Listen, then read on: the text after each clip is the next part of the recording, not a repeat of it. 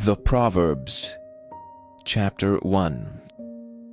The Proverbs of Solomon the son of David, king of Israel, to know wisdom and instruction, to perceive the words of understanding, to receive the instruction of wisdom, justice and judgment and equity, to give subtlety to the simple, to the young man knowledge and discretion. A wise man will hear and will increase learning, and a man of understanding shall attain unto wise counsels. To understand a proverb and the interpretation, the words of the wise and their dark sayings. The fear of the Lord is the beginning of knowledge, but fools despise wisdom and instruction. My son, hear the instruction of thy father, and forsake not the law of thy mother.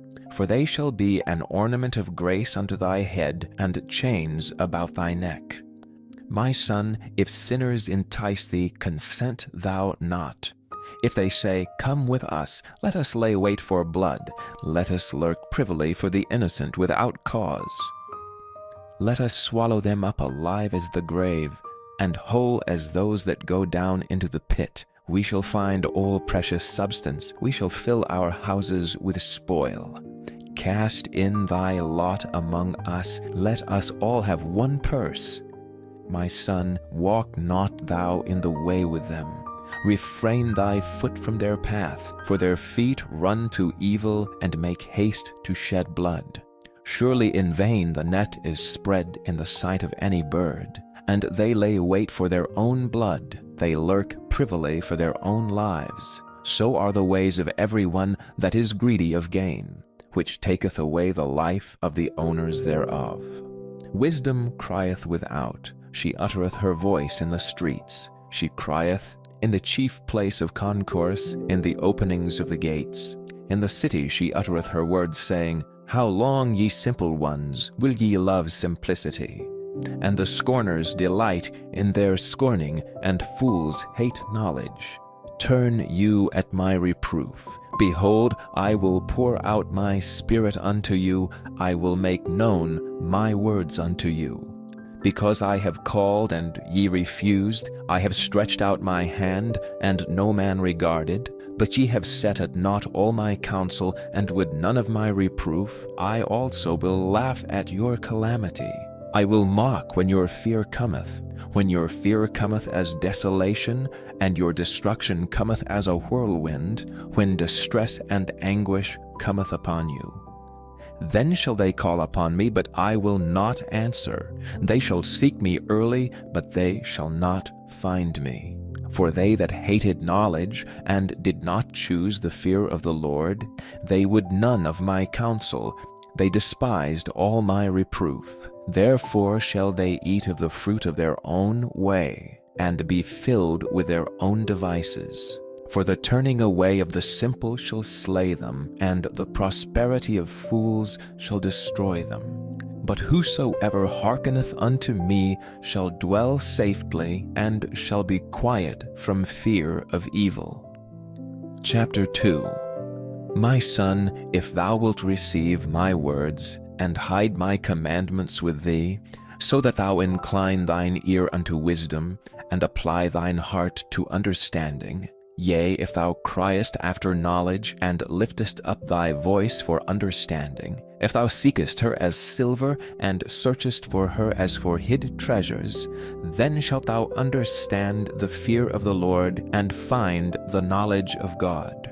For the Lord giveth wisdom, out of his mouth cometh knowledge and understanding. He layeth up sound wisdom for the righteous. He is a buckler to them that walk uprightly. He keepeth the paths of judgment, and preserveth the way of his saints. Then shalt thou understand righteousness, and judgment and equity, yea, every good path.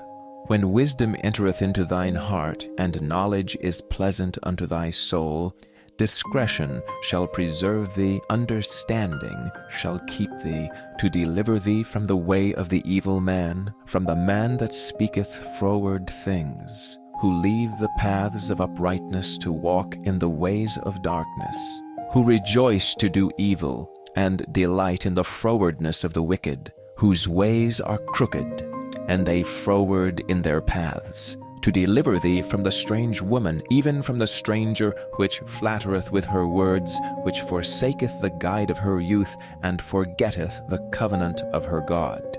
For her house inclineth unto death, and her paths unto the dead. None that go unto her return again, neither take they hold of the paths of life. That thou mayest walk in the way of good men, and keep the paths of the righteous. For the upright shall dwell in the land, and the perfect shall remain in it. But the wicked shall be cut off from the earth, and the transgressors shall be rooted out of it. Chapter 3. My son, forget not my law, but let thine heart keep my commandments. For length of days and long life and peace shall they add to thee. Let not mercy and truth forsake thee. Bind them about thy neck, write them upon the table of thine heart. So shalt thou find favor and good understanding in the sight of God and man. Trust in the Lord with all thine heart, and lean not unto thine own understanding. In all thy ways acknowledge him, and he shall direct thy paths. Be not wise in thine own eyes. Fear the Lord, and depart from evil. It shall be health to thy navel, and marrow to thy bones. Honor the Lord with thy substance, and with the firstfruits of all thine increase. So shall thy barns be filled with plenty, and thy presses shall burst out with new wine. My son, despise not the chastening of the Lord, neither be weary of his correction. For whom the Lord loveth, he correcteth, even as a father the son in whom he delighteth. Happy is the man that findeth wisdom, and the man that getteth understanding. For the merchandise of it is better than the merchandise of silver, and the gain thereof than fine gold. She is more precious than rubies, and all the things thou canst desire are not to be compared unto her. Length of days is in her right hand, and in her left hand riches and honor. Her ways are ways of pleasantness, and all her paths are peace. She is a tree of life to them that lay hold upon her, and happy is every one that retaineth her. The Lord by wisdom hath founded the earth, by understanding hath he established the heavens. By his knowledge the depths are broken up, and the clouds drop down the dew. My son, let not them depart from thine eyes. Keep sound wisdom and discretion. So shall they be life unto thy soul, and grace to thy neck. Then shalt thou walk in thy way safely, and thy foot shall not stumble. When thou liest down, thou shalt not be afraid. Yea, thou shalt lie down, and thy sleep shall be sweet.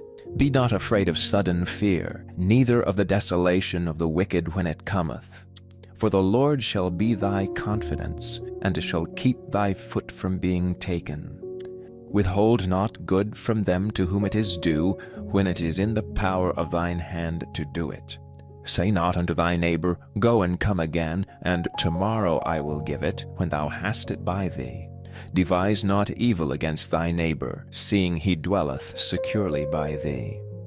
Strive not with a man without cause, if he have done thee no harm.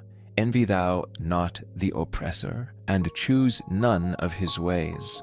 For the froward is abomination to the Lord, but his secret is with the righteous. The curse of the Lord is in the house of the wicked, but he blesseth the habitation of the just. Surely he scorneth the scorners, but he giveth grace unto the lowly. The wise shall inherit glory, but shame shall be the promotion of fools. Chapter 4. Hear ye, children, the instruction of a father, and attend to no understanding. For I give you good doctrine. Forsake ye not my law. For I was my father's son, tender and only beloved in the sight of my mother. He taught me also, and said unto me, Let thine heart retain my words, keep my commandments, and live. Get wisdom, get understanding, forget it not, neither decline from the words of my mouth. Forsake her not, and she shall preserve thee. Love her, and she shall keep thee. Wisdom is the principal thing. Therefore get wisdom, and with all thy getting get understanding. Exalt her, and she shall promote thee. She shall bring thee to honor when thou dost embrace her. She shall give to thine head an ornament of grace, a crown of glory shall she deliver to thee. Hear, O my son, and receive my sayings, and the years of thy life shall be many. I have taught thee in the way of wisdom. I have led thee in right paths. When thou goest, thy steps shall not be straitened, and when thou runnest, thou shalt not stumble. Take fast hold of instruction. Let her not go, keep her, for she is thy life. Enter not into the path of the wicked, and go not in the way of evil men. Avoid it, and pass not by it. Turn from it, and pass away. For they sleep not except they've done mischief, and their sleep is taken away unless they cause some to fall. For they eat the bread of wickedness, and drink the wine of violence. But the path of the just is as the shining light, that shineth more and more unto the perfect day. The way of the wicked is as darkness. They know not at what they stumble. My son, attend to my words, incline thine ear unto my sayings. Let them not depart from thine eyes, keep them in the midst of thine heart, for they are life unto those that find them, and health to all their flesh. Keep thy heart with all diligence, for out of it are the issues of life. Put away from thee a froward mouth, and perverse lips put far from thee. Let thine eyes look right on, and let thine eyelids look straight before thee. Ponder the path of thy feet, and let all thy ways be established. Turn not to the right hand, nor to the left. Remove thy foot from evil. Chapter 5. My son, attend unto my wisdom, and bow thine ear to my understanding, that thou mayest regard discretion, and that thy lips may keep knowledge. For the lips of a strange woman drop as an honeycomb, and her mouth is smoother than oil.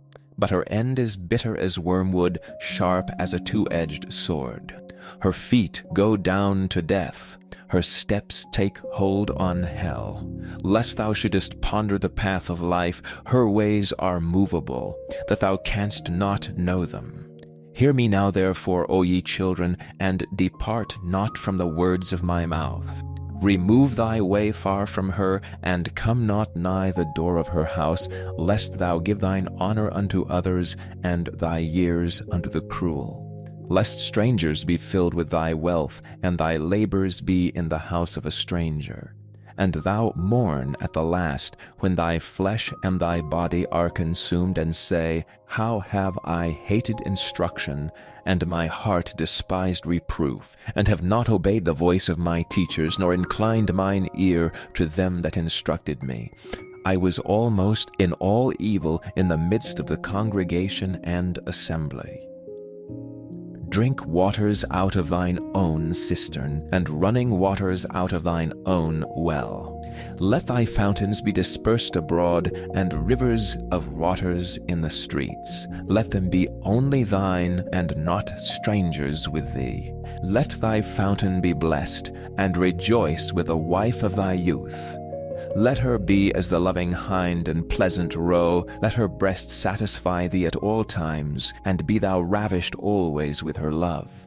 And why wilt thou, my son, be ravished with a strange woman, and embrace the bosom of a stranger? For the ways of a man are before the eyes of the Lord, and he pondereth all his goings. His own iniquities shall take the wicked himself, and he shall be holden with the cords of his sins. He shall die without instruction, and in the greatness of his folly he shall go astray. Chapter 6. My son, if thou be surety for thy friend, if thou hast stricken thy hand with a stranger, thou art snared with the words of thy mouth, thou art taken with the words of thy mouth. Do this now, my son, and deliver thyself when thou art come into the hand of thy friends. Go, humble thyself, and make sure thy friend.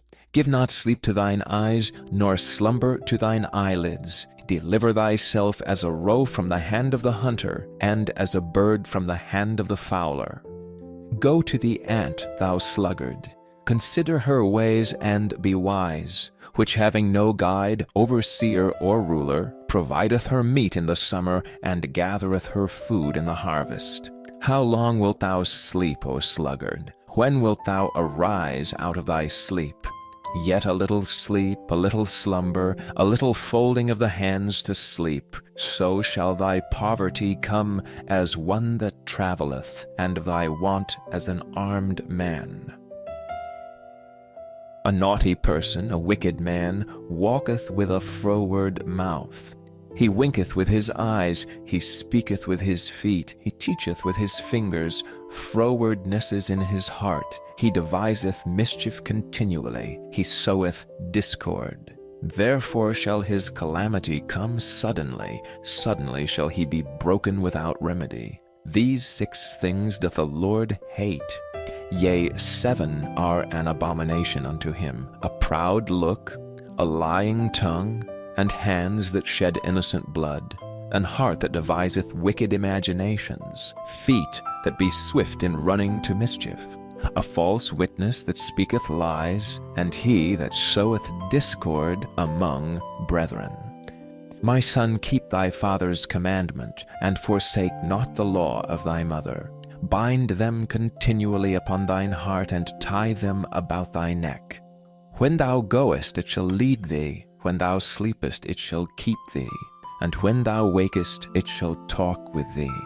For the commandment is a lamp, the law is light, and reproofs of instruction are the way of life, to keep thee from the evil woman, from the flattery of the tongue of a strange woman. Lust not after her beauty in thine heart, neither let her take thee with her eyelids. For by means of a whorish woman a man is brought to a piece of bread, and the adulteress will hunt for the precious life. Can a man take fire in his bosom, and his clothes not be burned?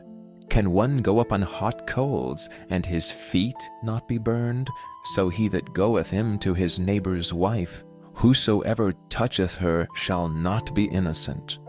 Men do not despise a thief if he steal to satisfy his soul when he is hungry, but if he be found, he shall restore 7-fold, he shall give all the substance of his house. But whoso committeth adultery with a woman lacketh understanding. He that doeth it destroyeth his own soul. A wound and dishonor shall he get, and his reproach shall not be wiped away. For jealousy is the rage of a man, therefore he will not spare in the day of vengeance. He will not regard any ransom, neither will he rest content though thou givest many gifts. Chapter 7. My son, keep my words, and lay up my commandments with thee. Keep my commandments and live, and my law as the apple of thine eye. Bind them upon thy fingers, write them upon the table of thine heart. Say unto wisdom, Thou art my sister, and call understanding thy kinswoman, that they may keep thee from the strange woman, from the stranger which flattereth with her words. For at the window of my house I looked through my casement, and beheld among the simple ones, I discerned among the youths a young man void of understanding, passing through the street near her corner. And he went the way to her house, in the twilight, in the evening, in the black and dark night, and behold, there met him a woman with the attire of an harlot, and subtle of heart. She is loud and stubborn, her feet abide not in her house. Now is she without, now in the streets, and lieth in wait at every corner. So she caught him and kissed him, and with an impudent face said unto him, I have peace offerings with me. This day have I paid my vows, therefore come I forth to meet thee, diligently to seek thy face, and I have found thee. I have decked my bed with coverings of tapestry, with carved works, with fine linen of Egypt. I have perfumed my bed with myrrh, aloes, and cinnamon. Come, let us take our fill of love until the morning. Let us solace ourselves with loves. For the good man is not at home, he is gone a long journey. He hath taken a bag of money with him, and will come home at the day appointed. With her much fair speech she caused him to yield, with a flattering of her lips she forced him. He goeth after her straightway as an ox goeth to the slaughter, or as a fool to the correction of the stocks. Till a dart strike through his liver, as a bird hasteth to the snare, and knoweth not that it is for his life. Hearken unto me now therefore, O ye children, and attend to the words of my mouth. Let not thine heart decline to her ways, go not astray in her paths. For she hath cast down many wounded, yea, many strong men have been slain by her. Her house is the way to hell, going down to the chambers of death. Chapter 8. Doth not wisdom cry, and understanding put forth her voice? She standeth in the top of high places, by the way and the places of the paths. She crieth at the gates, at the entry of the city, at the coming in at the doors. Unto you, O men, I call, and my voice is to the sons of men. O ye simple, understand wisdom, and ye fools, be of an understanding heart. Hear, for I will speak of excellent things, and the opening of my lips shall be right things. For my mouth shall speak truth, and wickedness is an abomination to my lips. All the words of my mouth are in righteousness. There is nothing froward or perverse in them. They are all plain to him that understandeth, and right to them that find knowledge. Receive my instruction, and not silver, and knowledge rather than choice gold. For wisdom is better than rubies, and all the things that may be desired are not to be compared to it. I, wisdom, dwell with prudence, and find out knowledge of witty inventions. The fear of the Lord is to hate evil. Pride and arrogancy, and the evil way, and the froward mouth do I hate. Counsel is mine, and sound wisdom. I am understanding, I have strength. By me kings reign, and princes decree justice. By me princes rule, and nobles, even all the judges of the earth. I love them that love me, and those that seek me early shall find me. Riches and honor are with me, yea, durable riches and righteousness. My fruit is better than gold, yea, than fine gold, and my revenue than choice silver. I lead in the way of righteousness, in the midst of the paths of judgment, that I may cause those that love me to inherit substance, and I will fill their treasures. The Lord possessed me in the beginning of his way, before his works of old. I was set up from everlasting, from the beginning, or ever earth was. When there were no depths, I was brought forth. When there were no fountains abounding with water. Before the mountains were settled, before the hills was I brought forth. While as yet he had not made the earth, nor the fields, nor the highest part of the dust of the world. When he prepared the heavens, I was there. When he set a compass upon the face of the depth. When he established the clouds above, when he strengthened the fountains of the deep, when he gave to the sea his decree, that the waters should not pass his commandment, when he appointed the foundations of the earth. Then I was by him as one brought up with him, and I was daily his delight, rejoicing always before him. Rejoicing in the habitable part of his earth, and my delights were with the sons of men. Now therefore hearken unto me, all ye children, for blessed are they that keep my ways. Hear instruction, and be wise, and refuse it not. Blessed is the man that heareth me, watching daily at my gates, waiting at the posts of my doors. For whoso findeth me findeth life, and shall obtain favor of the Lord. But he that sinneth against me wrongeth his own soul. All they that hate me love death. Chapter 9. Wisdom hath builded her house, she hath hewn out her 7 pillars. She hath killed her beasts, she hath mingled her wine, she hath also furnished her table. She hath sent forth her maidens, she crieth upon the highest places of the city. Whoso is simple, let him turn in hither. As for him that wanteth understanding, she saith to him, Come, eat of my bread, and drink of the wine which I have mingled.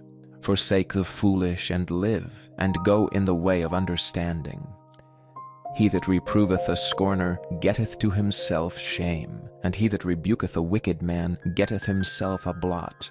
Reprove not a scorner, lest he hate thee. Rebuke a wise man, and he will love thee. Give instruction to a wise man, and he will be yet wiser. Teach a just man, and he will increase in learning.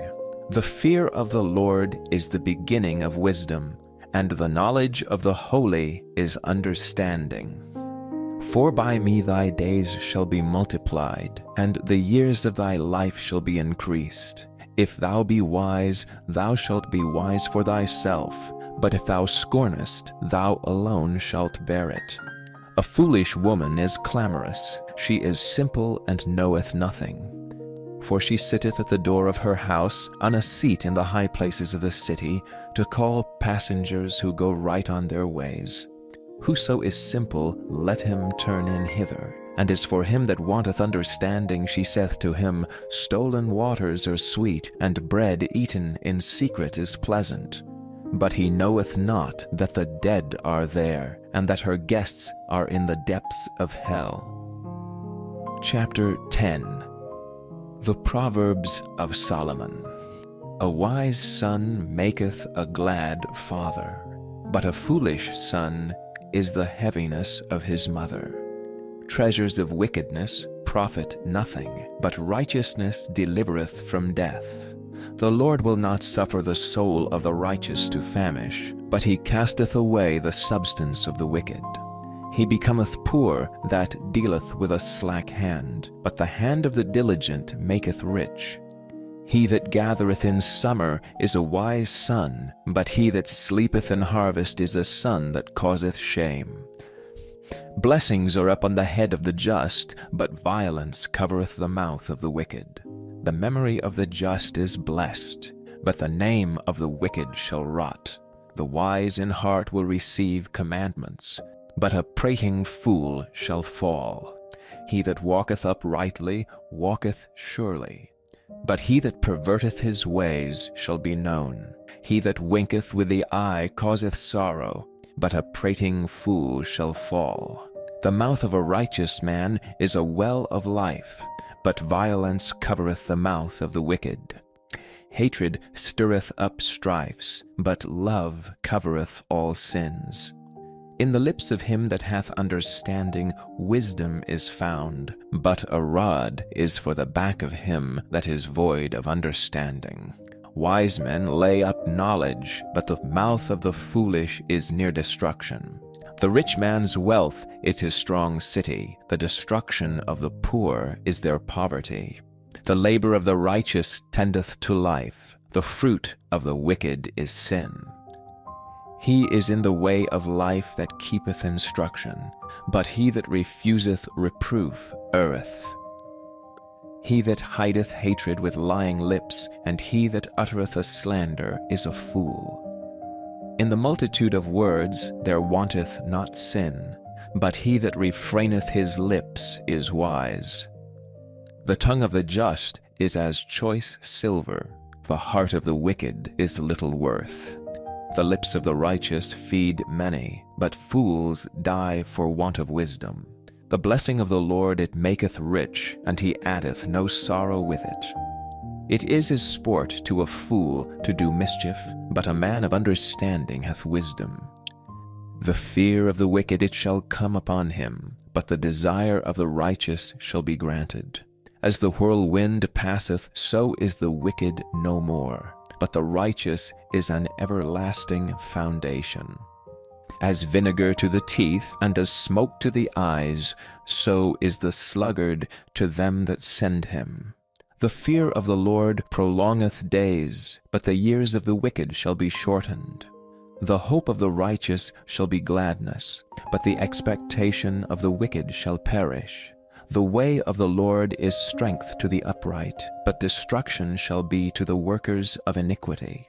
The righteous shall never be removed, but the wicked shall not inhabit the earth. The mouth of the just bringeth forth wisdom, but the froward tongue shall be cut out. The lips of the righteous know what is acceptable, but the mouth of the wicked speaketh frowardness. Chapter 11. A false balance is abomination to the Lord, but a just weight is his delight. When pride cometh, then cometh shame, but with the lowly is wisdom. The integrity of the upright shall guide them, but the perverseness of transgressors shall destroy them. Riches profit not in the day of wrath, but righteousness delivereth from death. The righteousness of the perfect shall direct his way, but the wicked shall fall by his own wickedness. The righteousness of the upright shall deliver them, but transgressors shall be taken in their own naughtiness. When a wicked man dieth, his expectation shall perish, and the hope of unjust men perisheth. The righteous is delivered out of trouble, and the wicked cometh in his stead. An hypocrite with his mouth destroyeth his neighbor, but through knowledge shall the just be delivered. When it goeth well with the righteous, the city rejoiceth, and when the wicked perish, there is shouting. By the blessing of the upright the city is exalted, but it is overthrown by the mouth of the wicked. He that is void of wisdom despiseth his neighbor, but a man of understanding holdeth his peace. A talebearer revealeth secrets, but he that is of a faithful spirit concealeth the matter. Where no counsel is, the people fall, but in the multitude of counselors there is safety. He that is surety for a stranger shall smart for it, and he that hateth suretyship is sure. A gracious woman retaineth honor, and strong men retain riches. The merciful man doeth good to his own soul, but he that is cruel troubleth his own flesh. The wicked worketh a deceitful work, but to him that soweth righteousness shall be a sure reward. As righteousness tendeth to life, so he that pursueth evil pursueth it to his own death. They that are of a froward heart are abomination to the Lord, but such as are upright in their way are his delight. Though hand join in hand, the wicked shall not be unpunished, but the seed of the righteous shall be delivered. As a jewel of gold in a swine's snout, so is a fair woman which is without discretion. The desire of the righteous is only good, but the expectation of the wicked is wrath. There is that scattereth, and yet increaseth, and there is that withholdeth more than is meet, but it tendeth to poverty. The liberal's soul shall be made fat, and he that watereth shall be watered also himself. He that withholdeth corn, the people shall curse him, but blessing shall be upon the head of him that selleth it. He that diligently seeketh good procureth favor, but he that seeketh mischief, it shall come unto him. He that trusteth in his riches shall fall, but the righteous shall flourish as a branch.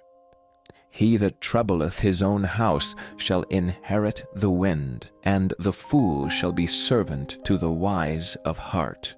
The fruit of the righteous is a tree of life, and he that winneth souls is wise. Behold, the righteous shall be recompensed in the earth, much more the wicked and the sinner. Chapter 12. Whoso loveth instruction loveth knowledge, but he that hateth reproof is brutish. A good man obtaineth favor of the Lord, but a man of wicked devices will he condemn. A man shall not be established by wickedness, but the root of the righteous shall not be moved. A virtuous woman is a crown to her husband, but she that maketh ashamed is as rottenness in his bones. The thoughts of the righteous are right, but the counsels of the wicked are deceit. The words of the wicked are to lie in wait for blood, but the mouth of the upright shall deliver them. The wicked are overthrown and are not, but the house of the righteous shall stand. A man shall be commended according to his wisdom, but he that is of a perverse heart shall be despised. He that is despised and hath a servant is better than he that honoureth himself and lacketh bread. A righteous man regardeth the life of his beast, but the tender mercies of the wicked are cruel. He that tilleth his land shall be satisfied with bread, but he that followeth vain persons is void of understanding. The wicked desireth the net of evil men, but the root of the righteous yieldeth fruit. The wicked is snared by the transgression of his lips, but the just shall come out of trouble. A man shall be satisfied with good by the fruit of his mouth, and the recompense of a man's hands shall be rendered unto him. The way of a fool is right in his own eyes, but he that hearkeneth unto counsel is wise. A fool's wrath is presently known, but a prudent man covereth shame. He that speaketh truth showeth forth righteousness, but a false witness deceit. There is that speaketh like the piercings of a sword, but the tongue of the wise is health. The lip of truth shall be established forever, but a lying tongue is but for a moment. Deceit is in the heart of them that imagine evil, but to the counselors of peace is joy. There shall no evil happen to the just, but the wicked shall be filled with mischief. Lying lips are an abomination to the Lord, but they that deal truly are his delight. A prudent man concealeth knowledge, but the heart of fools proclaimeth foolishness. The hand of the diligent shall bear rule, but the slothful shall be under tribute. Heaviness in the heart of man maketh it stoop, but a good word maketh it glad. The righteous is more excellent than his neighbor, but the way of the wicked seduceth them. The slothful man roasteth not that which he took in hunting, but the substance of a diligent man is precious. In the way of the righteous is life, and in the pathway thereof there is no death. Chapter 13. A wise son heareth his father's instruction, but a scorner heareth not rebuke. A man shall eat good by the fruit of his mouth, but the soul of the transgressors shall eat violence. He that keepeth his mouth keepeth his life, but he that openeth wide his lips shall have destruction. The soul of a sluggard desireth and hath nothing, but the soul of a diligent shall be made fat. A righteous man hateth lying, but a wicked man is loathsome and cometh to shame. Righteousness keepeth him that is upright in the way, but wickedness overthroweth the sinner. There is that maketh himself rich, yet hath nothing. There is that maketh himself poor, yet hath great riches. The ransom of a man's life are his riches, but the poor heareth not rebuke. The light of the righteous rejoiceth, but the lamp of the wicked shall be put out. Only by pride cometh contention, but with the well-advised is wisdom. Wealth gotten by vanity shall be diminished, but he that gathereth by labor shall increase. Hope deferred maketh the heart sick, but when the desire cometh, it is a tree of life. Whoso despiseth the word shall be destroyed, but he that feareth the commandment shall be rewarded. The law of the wise is a fountain of life, to depart from the snares of death. Good understanding giveth favor, but the way of transgressors is hard. Every prudent man dealeth with knowledge, but a fool layeth open his folly. A wicked messenger falleth into mischief, but a faithful ambassador is health. Poverty and shame shall be to him that refuseth instruction, but he that regardeth reproof shall be honored. The desire accomplished is sweet to the soul, but it is abomination to fools to depart from evil. He that walketh with wise men shall be wise, but a companion of fools shall be destroyed. Evil pursueth sinners, but to the righteous good shall be repaid. A good man leaveth an inheritance to his children's children, and the wealth of the sinner is laid up for the just. Much food is in the tillage of the poor, but there is that is destroyed for want of judgment. He that spareth his rod hateth his son, but he that loveth him chasteneth him betimes. The righteous eateth to the satisfying of his soul, but the belly of the wicked shall want. Chapter 14. Every wise woman buildeth her house, but the foolish plucketh it down with her hands. He that walketh in his uprightness feareth the Lord, but he that is perverse in his ways despiseth him. In the mouth of the foolish is a rod of pride, but the lips of the wise shall preserve them. Where no oxen are, the crib is clean, but much increase is by the strength of the ox. A faithful witness will not lie, but a false witness will utter lies. A scorner seeketh wisdom and findeth it not, but knowledge is easy unto him that understandeth.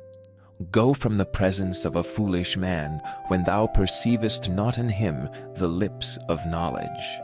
The wisdom of the prudent is to understand his way, but the folly of fools is deceit.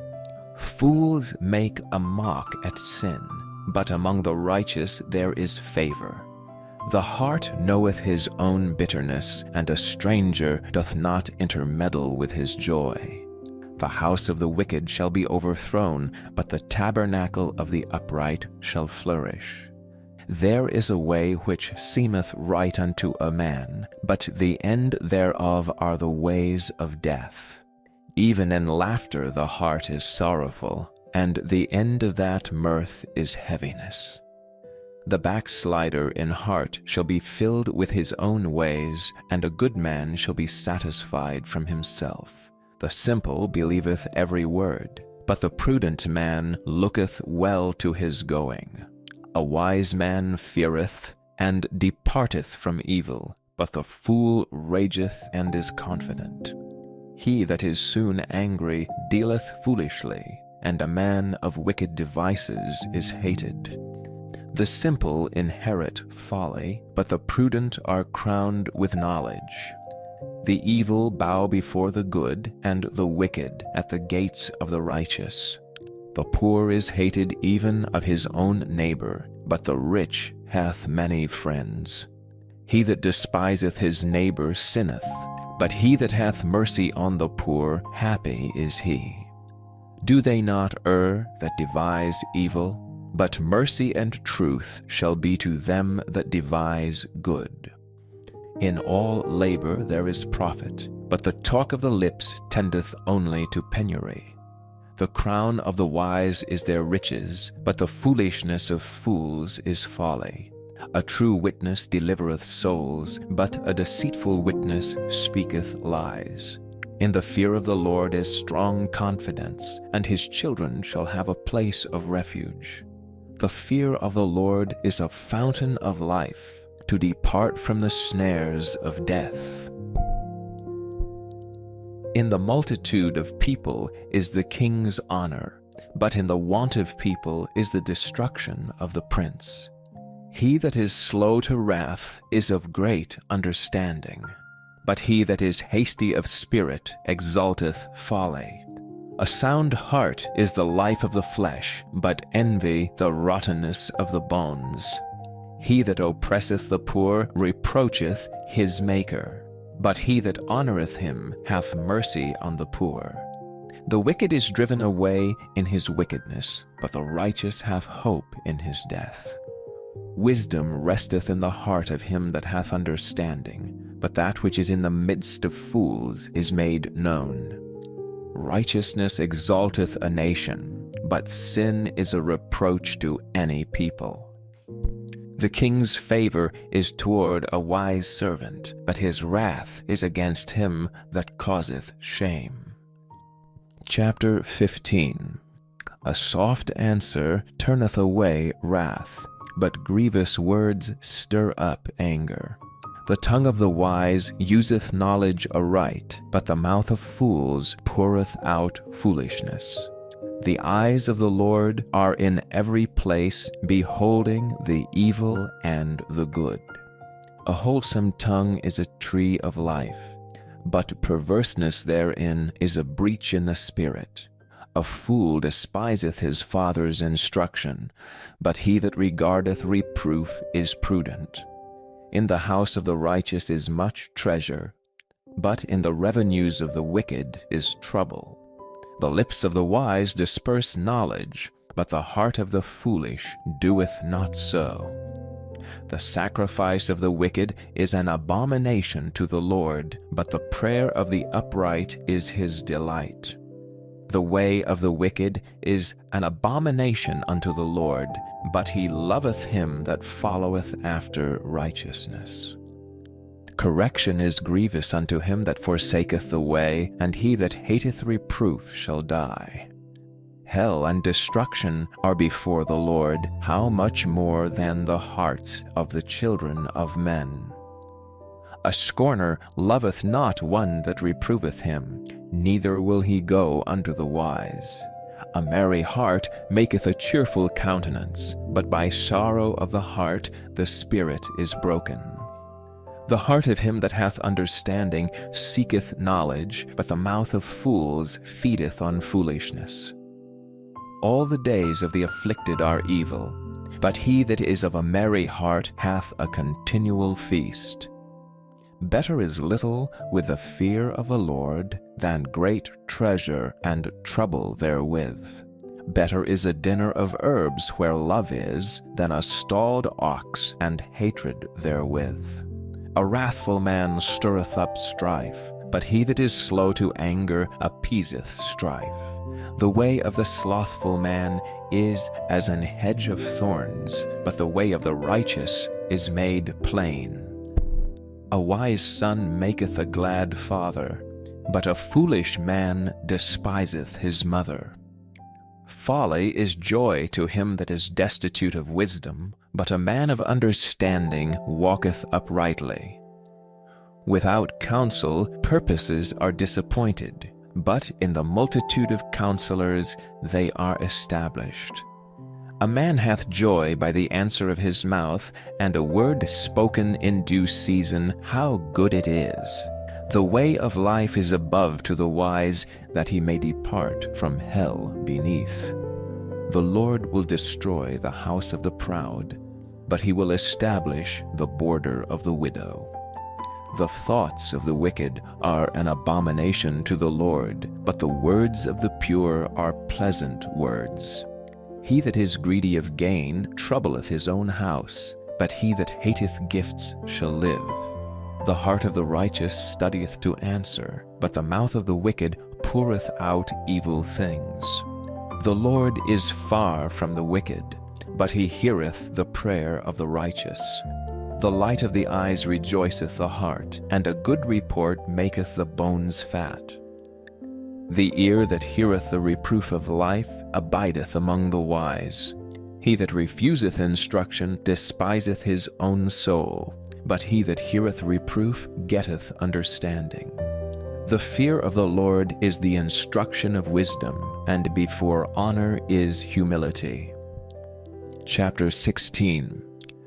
The preparations of the heart in man, and the answer of the tongue is from the Lord. All the ways of a man are clean in his own eyes, but the Lord weigheth the spirits. Commit thy works unto the Lord, and thy thoughts shall be established. The Lord hath made all things for himself, yea, even the wicked for the day of evil. Every one that is proud in heart is an abomination to the Lord. Though hand join in hand, he shall not be unpunished. By mercy and truth iniquity is purged, and by the fear of the Lord men depart from evil. When a man's ways please the Lord, he maketh even his enemies to be at peace with him. Better is a little with righteousness than great revenues without right. A man's heart deviseth his ways, but the Lord directeth his steps. A divine sentence is in the lips of the king, his mouth transgresseth not in judgment. A just weight and balance are the Lord's, all the weights of the bag are his work. It is an abomination to kings to commit wickedness, for the throne is established by righteousness. Righteous lips are the delight of kings, and they love him that speaketh right. The wrath of a king is as messengers of death, but a wise man will pacify it. In the light of the king's countenance is life, and his favor is as a cloud of the latter rain. How much better is it to get wisdom than gold, and to get understanding rather to be chosen than silver. The highway of the upright is to depart from evil. He that keepeth his way preserveth his soul. Pride goeth before destruction, and an haughty spirit before a fall. Better it is to be of an humble spirit with the lowly than to divide the spoil with the proud. He that handleth a matter wisely shall find good, and whoso trusteth in the Lord, happy is he. The wise in heart shall be called prudent, and the sweetness of the lips increaseth learning. Understanding is a wellspring of life unto him that hath it, but the instruction of fools is folly. The heart of the wise teacheth his mouth, and addeth learning to his lips.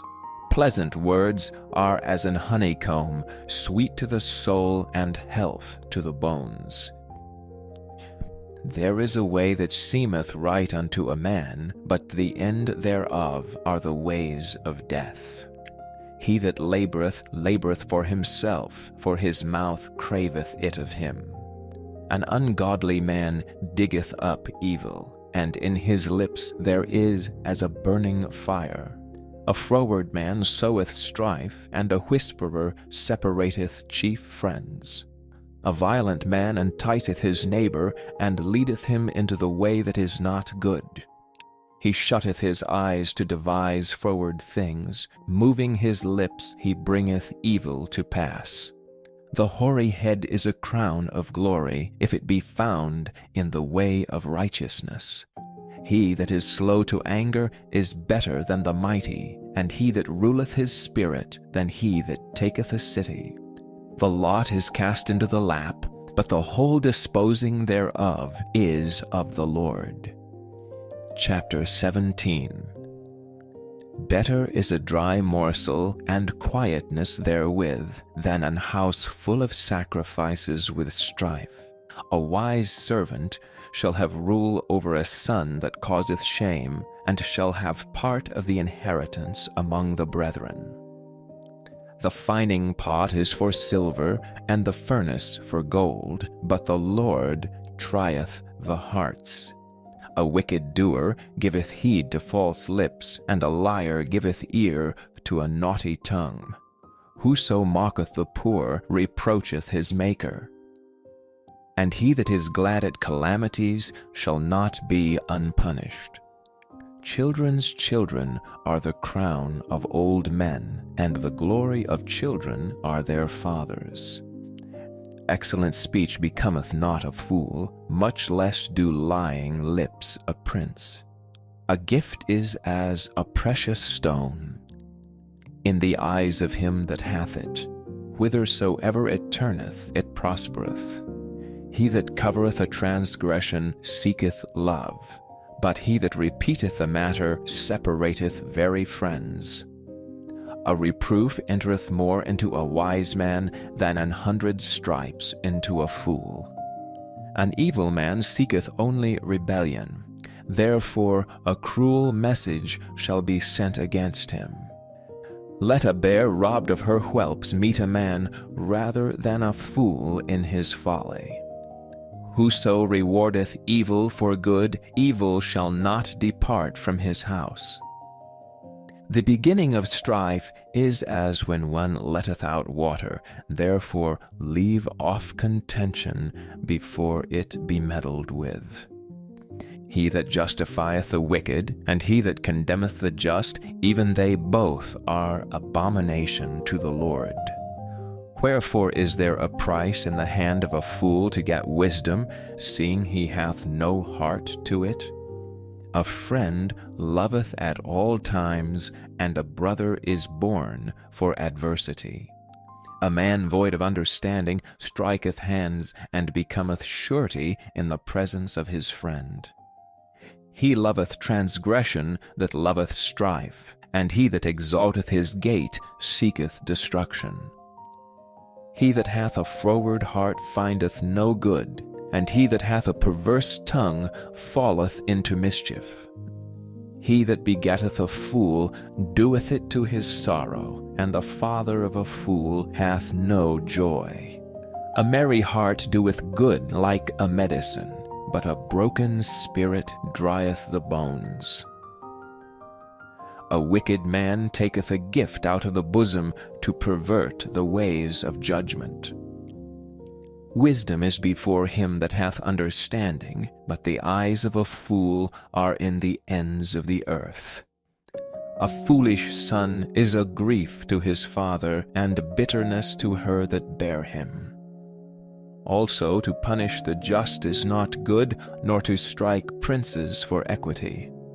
He that hath knowledge spareth his words, and a man of understanding is of an excellent spirit. Even a fool when he holdeth his peace is counted wise, and he that shutteth his lips is esteemed a man of understanding. Chapter 18. Through desire a man, having separated himself, seeketh and intermeddleth with all wisdom. A fool hath no delight in understanding, but that his heart may discover itself. When the wicked cometh, then cometh also contempt, and with ignominy reproach. The words of a man's mouth are as deep waters, and the wellspring of wisdom as a flowing brook. It is not good to accept the person of the wicked, to overthrow the righteous in judgment. A fool's lips enter into contention, and his mouth calleth for strokes. A fool's mouth is his destruction, and his lips are the snare of his soul. The words of a talebearer are as wounds, and they go down into the innermost parts of the belly. He also that is slothful in his work is brother to him that is a great waster. The name of the Lord is a strong tower. The righteous runneth into it and is safe. The rich man's wealth is his strong city, and as an high wall is his own conceit. Before destruction the heart of man is haughty, and before honor is humility. He that answereth a matter before he heareth it, it is folly and shame unto him. The spirit of a man will sustain his infirmity, but a wounded spirit who can bear? The heart of the prudent getteth knowledge, and the ear of the wise seeketh knowledge. A man's gift maketh room for him, and bringeth him before great men. He that is first in his own cause seemeth just, but his neighbor cometh and searcheth him. The lot causeth contentions to cease, and parteth between the mighty. A brother offended is harder to be won than a strong city, and their contentions are like the bars of a castle. A man's belly shall be satisfied with the fruit of his mouth, and with the increase of his lips shall he be filled. Death and life are in the power of the tongue, and they that love it shall eat the fruit thereof. Whoso findeth a wife findeth a good thing, and obtaineth favor of the Lord. The poor useth entreaties, but the rich answereth roughly. A man that hath friends must shew himself friendly, and there is a friend that sticketh closer than a brother. Chapter 19. Better is the poor that walketh in his integrity, than he that is perverse in his lips and is a fool. Also that the soul be without knowledge, it is not good, and he that hasteth with his feet sinneth. The foolishness of a man perverteth his way, and his heart fretteth against the Lord. Wealth maketh many friends, but the poor is separated from his neighbor. A false witness shall not be unpunished, and he that speaketh lies shall not escape. Many will entreat the favor of the prince, and every man is a friend to him that giveth gifts. All the brethren of the poor do hate him. How much more do his friends go far from him? He pursueth them with words, yet they are wanting to him. He that getteth wisdom loveth his own soul. He that keepeth understanding shall find good.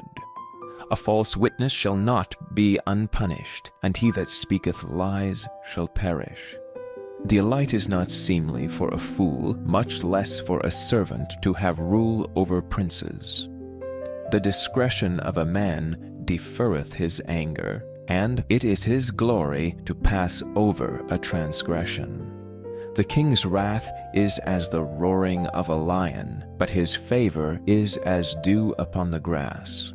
A foolish son is the calamity of his father, and the contentions of a wife are a continual dropping. House and riches are the inheritance of fathers, and a prudent wife is from the Lord. Slothfulness casteth into a deep sleep, and an idle soul shall suffer hunger. He that keepeth the commandment keepeth his own soul, but he that despiseth his ways shall die. He that hath pity upon the poor lendeth unto the Lord, and that which he hath given will he repay him again. Chasten thy son while there is hope, and let not thy soul spare for his crying. A man of great wrath shall suffer punishment, for if thou deliver him, yet thou must do it again. Hear counsel and receive instruction, that thou mayest be wise in thy latter end. There are many devices in a man's heart, nevertheless the counsel of the Lord, that shall stand. The desire of a man is his kindness, and a poor man is better than a liar.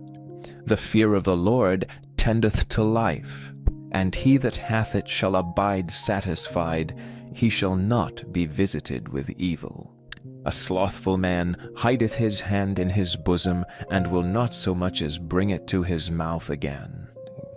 Smite a scorner, and the simple will beware, and reprove one that hath understanding, and he will understand knowledge.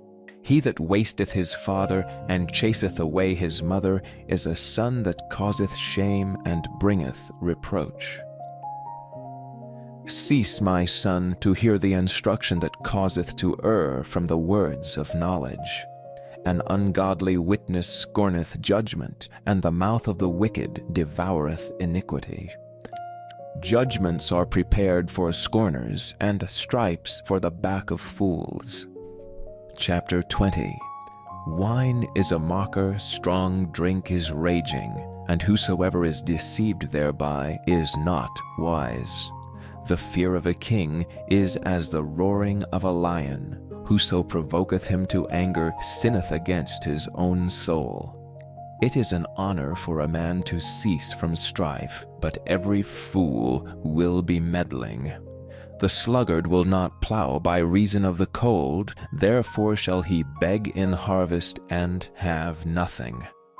Counsel in the heart of man is like deep water, but a man of understanding will draw it out.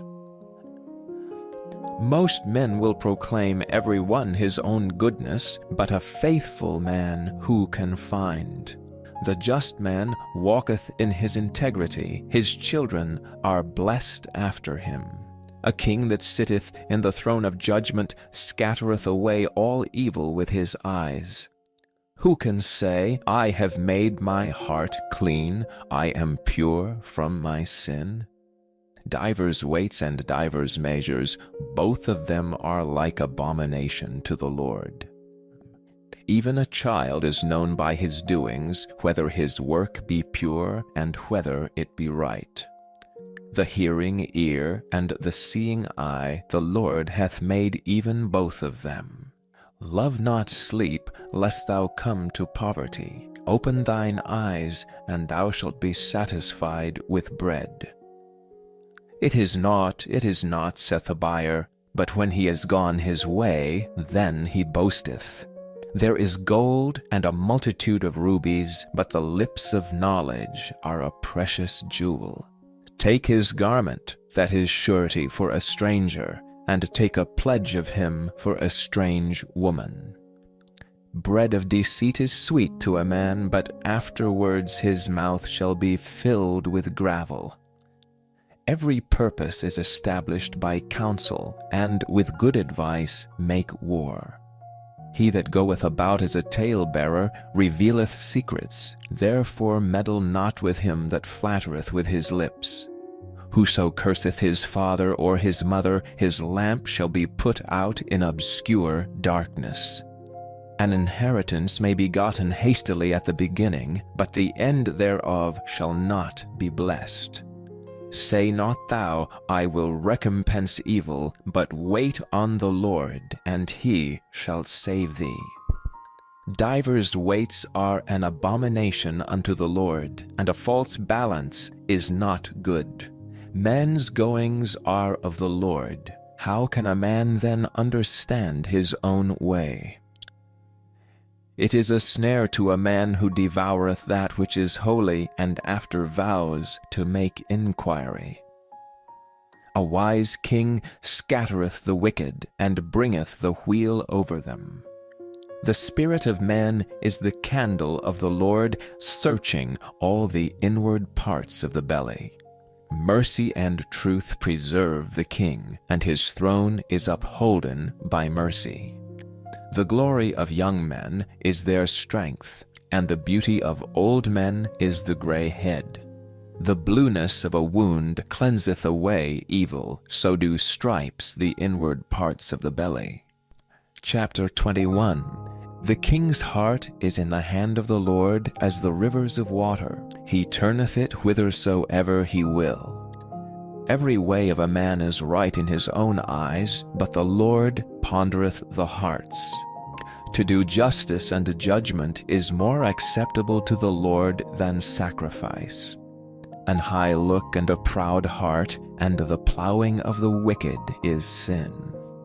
The thoughts of the diligent tend only to plenteousness, but of every one that is hasty only to want. The getting of treasures by a lying tongue is a vanity tossed to and fro of them that seek death.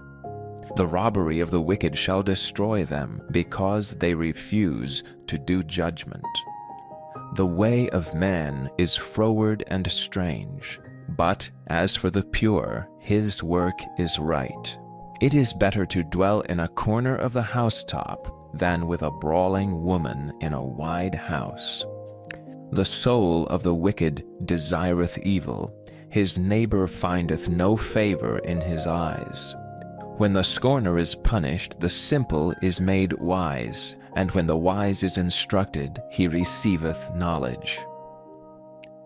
The righteous man wisely considereth the house of the wicked, but God overthroweth the wicked for their wickedness. Whoso stoppeth his ears at the cry of the poor, he also shall cry himself, but shall not be heard. A gift in secret pacifieth anger, and a reward in the bosom strong wrath. It is joy to the just to do judgment, but destruction shall be to the workers of iniquity. The man that wandereth out of the way of understanding shall remain in the congregation of the dead. He that loveth pleasure shall be a poor man. He that loveth wine and oil shall not be rich. The wicked shall be a ransom for the righteous, and the transgressor for the upright. It is better to dwell in the wilderness than with a contentious and an angry woman. There is treasure to be desired and oil in the dwelling of the wise, but a foolish man spendeth it up. He that followeth after righteousness and mercy findeth life, righteousness, and honor. A wise man scaleth the city of the mighty, and casteth down the strength of the confidence thereof. Whoso keepeth his mouth and his tongue keepeth his soul from troubles. Proud and haughty scorner is his name who dealeth in proud wrath. The desire of the slothful killeth him, for his hands refuse to labor. He coveteth greedily all day long, but the righteous giveth and spareth not. The sacrifice of the wicked is abomination. How much more when he bringeth it with a wicked mind? A false witness shall perish, but the man that heareth speaketh constantly. A wicked man hardeneth his face, but as for the upright he directeth his way. There is no wisdom nor understanding nor counsel against the Lord. The horse is prepared against the day of battle, but safety is of the Lord. Chapter 22. A good name is rather to be chosen than great riches, and loving favor rather than silver and gold. The rich and poor meet together, the Lord is the maker of them all. A prudent man foreseeth the evil, and hideth himself, that the simple pass on and are punished. By humility and the fear of the Lord are riches and honor and life. Thorns and snares are in the way of the froward. He that doth keep his soul shall be far from them. Train up a child in the way he should go, and when he is old he will not depart from it. The rich ruleth over the poor, and the borrower is servant to the lender. He that soweth iniquity shall reap vanity, and the rod of his anger shall fail. He that hath a bountiful eye shall be blessed, for he giveth of his bread to the poor. Cast out the scorner, and contention shall go out, yea, strife and reproach shall cease. He that loveth pureness of heart, for the grace of his lips the king shall be his friend. The eyes of the Lord preserve knowledge, and he overthroweth the words of the transgressor. The slothful man saith, There is a lion without, I shall be slain in the streets. The mouth of strange women is a deep pit. He that is abhorred of the Lord shall fall therein. Foolishness is bound in the heart of a child, but the rod of correction shall drive it far from him. He that oppresseth the poor to increase his riches, and he that giveth to the rich shall surely come to want. Bow down thine ear and hear the words of the wise, and apply thine heart unto my knowledge. For it is a pleasant thing if thou keep them within thee, they shall withal be fitted in thy lips. That thy trust may be in the Lord, I have made known to thee this day, even to thee. Have not I written to thee excellent things in counsels and knowledge, that I might make thee know the certainty of the words of truth, that thou mightest answer the words of truth to them that send unto thee? Rob not the poor because he is poor, neither oppress the afflicted in the gate, for the Lord will plead their cause and spoil the soul of those that spoiled them. Make no friendship with an angry man, and with a furious man thou shalt not go, lest thou learn his ways, and get a snare to thy soul. Be not thou one of them that strike hands, or of them that are sureties for debts. If thou hast nothing to pay, why should he take away thy bed from under thee? Remove not the ancient landmark which thy fathers have set. Seest thou a man diligent in his business? He shall stand before kings, he shall not stand before mean men. Chapter 23. When thou sittest to eat with a ruler, consider diligently what is before thee, and put a knife to thy throat, if thou be a man given to appetite. Be not desirous of his dainties, for they are deceitful meat. Labor not to be rich, cease from thine own wisdom. Wilt thou set thine eyes upon that which is not? For riches certainly make themselves wings, they fly away as an eagle toward heaven. Eat thou not the bread of him that hath an evil eye, neither desire thou his dainty meats, for as he thinketh in his heart, so is he. Eat and drink, saith he to thee, but his heart is not with thee. The morsel which thou hast eaten shalt thou vomit up, and lose thy sweet words. Speak not in the ears of a fool, for he will despise the wisdom of thy words. Remove not the old landmark, and enter not into the fields of the fatherless, for their Redeemer is mighty, he shall plead their cause with thee. Apply thine heart unto instruction, and thine ears to the words of knowledge. Withhold not correction from the child, for if thou beatest him with a rod, he shall not die. Thou shalt beat him with a rod, and shalt deliver his soul from hell. My son, if thine heart be wise, my heart shall rejoice, even mine. Yea, my reins shall rejoice when thy lips speak right things. Let not thine heart envy sinners, but be thou in the fear of the Lord all the day long. For surely there is an end, and thine expectation shall not be cut off.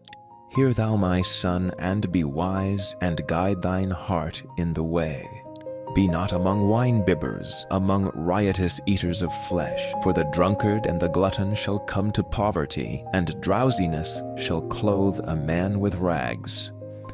Hearken unto thy father that begat thee, and despise not thy mother when she is old.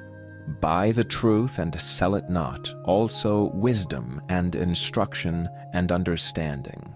The father of the righteous shall greatly rejoice, and he that begetteth a wise child shall have joy of him. Thy father and thy mother shall be glad, and she that bare thee shall rejoice.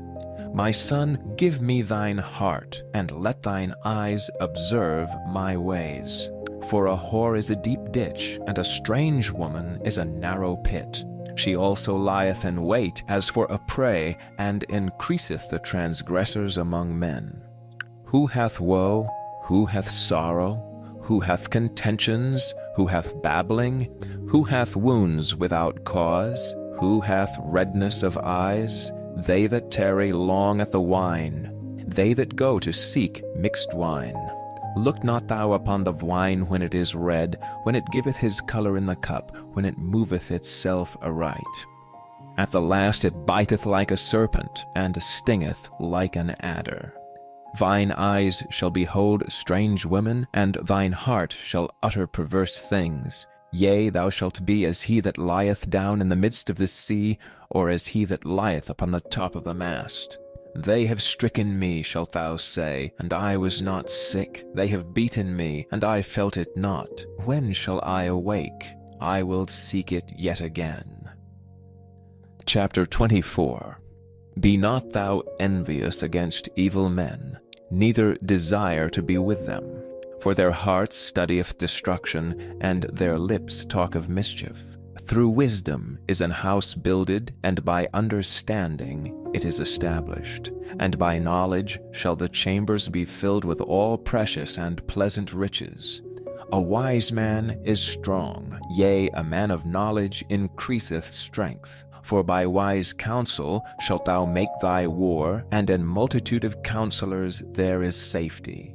Wisdom is too high for a fool, he openeth not his mouth in the gate. He that deviseth to do evil shall be called a mischievous person. The thought of foolishness is sin, and the scorner is an abomination to men. If thou faint in the day of adversity, thy strength is small. If thou forbear to deliver them that are drawn unto death, and those that are ready to be slain, if thou sayest, Behold, we knew it not, doth not he that pondereth the heart consider it? And he that keepeth thy soul, doth not he know it? And shall not he render to every man according to his works? My son, eat thou honey, because it is good, and the honeycomb, which is sweet to thy taste. So shall the knowledge of wisdom be unto thy soul. When thou hast found it, then there shall be a reward, and thy expectation shall not be cut off. Lay not wait, O wicked man, against the dwelling of the righteous. Spoil not his resting place. For a just man falleth 7 times, and riseth up again, but the wicked shall fall into mischief. Rejoice not when thine enemy falleth, and let not thine heart be glad when he stumbleth, lest the Lord see it, and it displease him, and he turn away his wrath from him. Fret not thyself because of evil men, neither be thou envious at the wicked. For there shall be no reward to the evil man. The candle of the wicked shall be put out. My son, fear thou the Lord and the king, and meddle not with them that are given to change. For their calamity shall rise suddenly, and who knoweth the ruin of them both? These things also belong to the wise. It is not good to have respect of persons and judgment.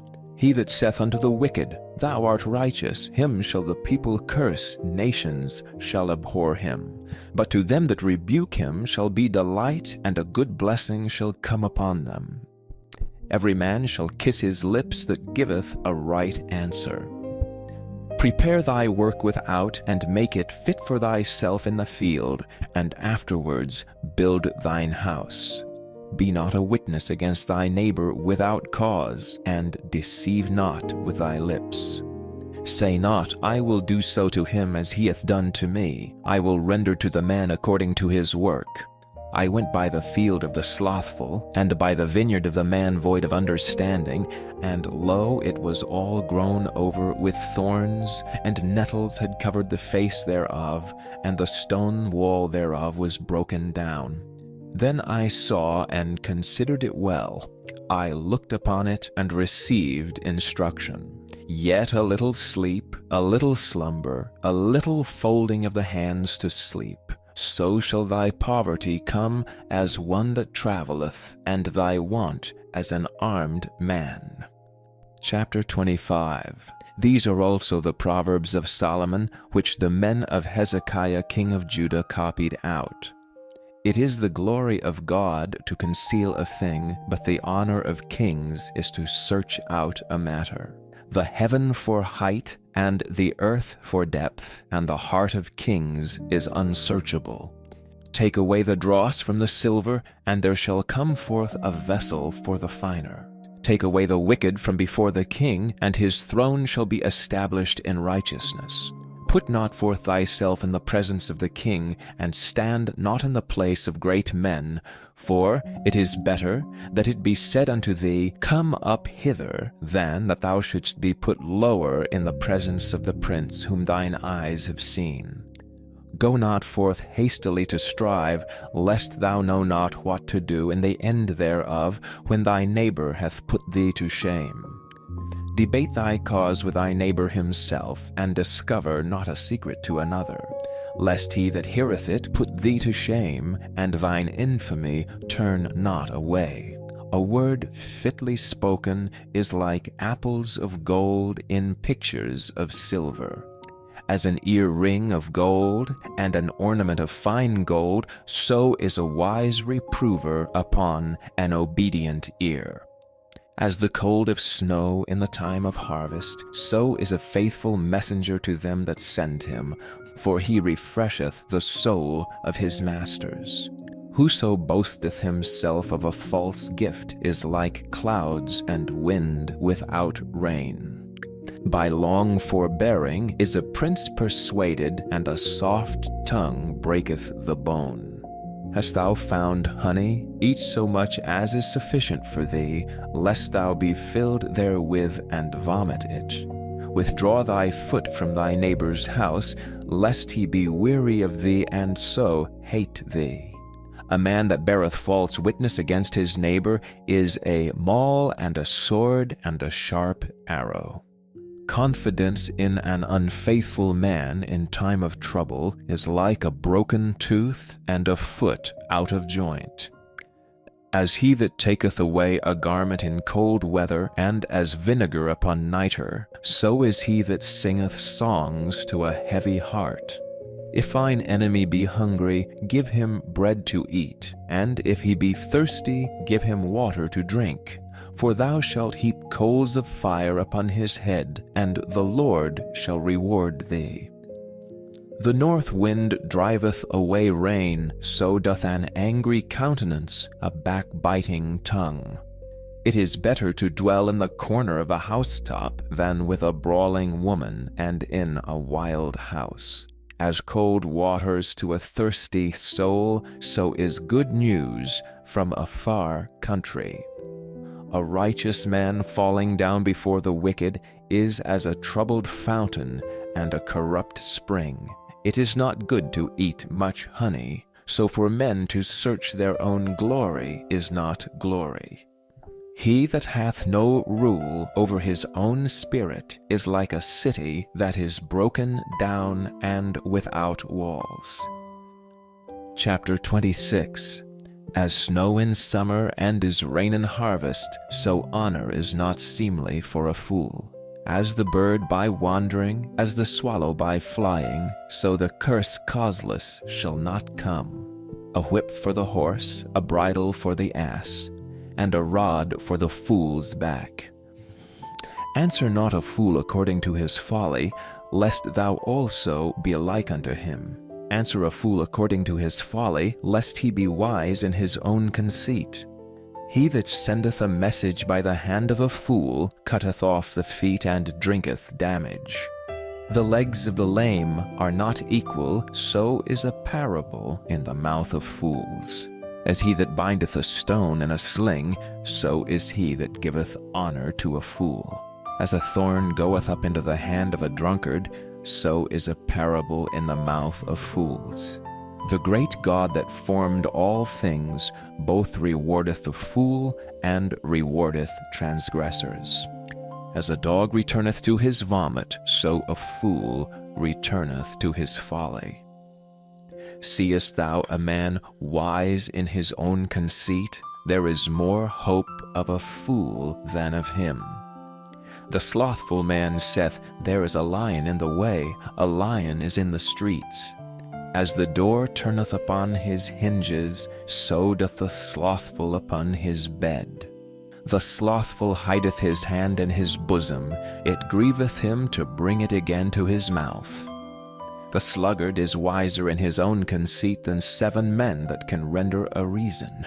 He that passeth by and meddleth with strife, belonging not to him, is like one that taketh a dog by the ears. As a man who casteth firebrands, arrows, and death, so is the man that deceiveth his neighbor, and saith, Am not I in sport? Where no wood is, there the fire goeth out. So where there is no talebearer, the strife ceaseth. As coals are to burning coals, and wood to fire, so is a contentious man to kindle strife. The words of a talebearer are as wounds, and they go down into the innermost parts of the belly. Burning lips and a wicked heart are like a potsherd covered with silver dross. He that hateth dissembleth with his lips, and layeth up deceit within him. When he speaketh fair, believe him not, for there are 7 abominations in his heart. Whose hatred is covered by deceit, his wickedness shall be showed before the whole congregation. Whoso diggeth a pit shall fall therein, and he that rolleth a stone, it will return upon him. A lying tongue hateth those that are afflicted by it, and a flattering mouth worketh ruin. Chapter 27. Boast not thyself of tomorrow, for thou knowest not what a day may bring forth. Let another man praise thee, and not thine own mouth, a stranger, and not thine own lips. A stone is heavy, and the sand weighty, but a fool's wrath is heavier than them both. Wrath is cruel, and anger is outrageous, but who is able to stand before envy? Open rebuke is better than secret love.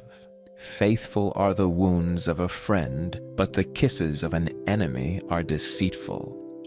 The fool's soul loatheth an honeycomb, but to the hungry soul every bitter thing is sweet. As a bird that wandereth from her nest, so is a man that wandereth from his place. Ointment and perfume rejoice the heart, so doth the sweetness of a man's friend by hearty counsel.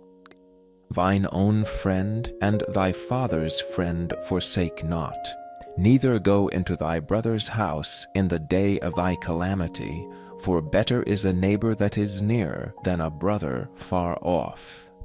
My son, be wise, and make my heart glad, that I may answer him that reproacheth me. A prudent man foreseeth the evil, and hideth himself, but the simple pass on and are punished. Take his garment that is surety for a stranger, and take a pledge of him for a strange woman.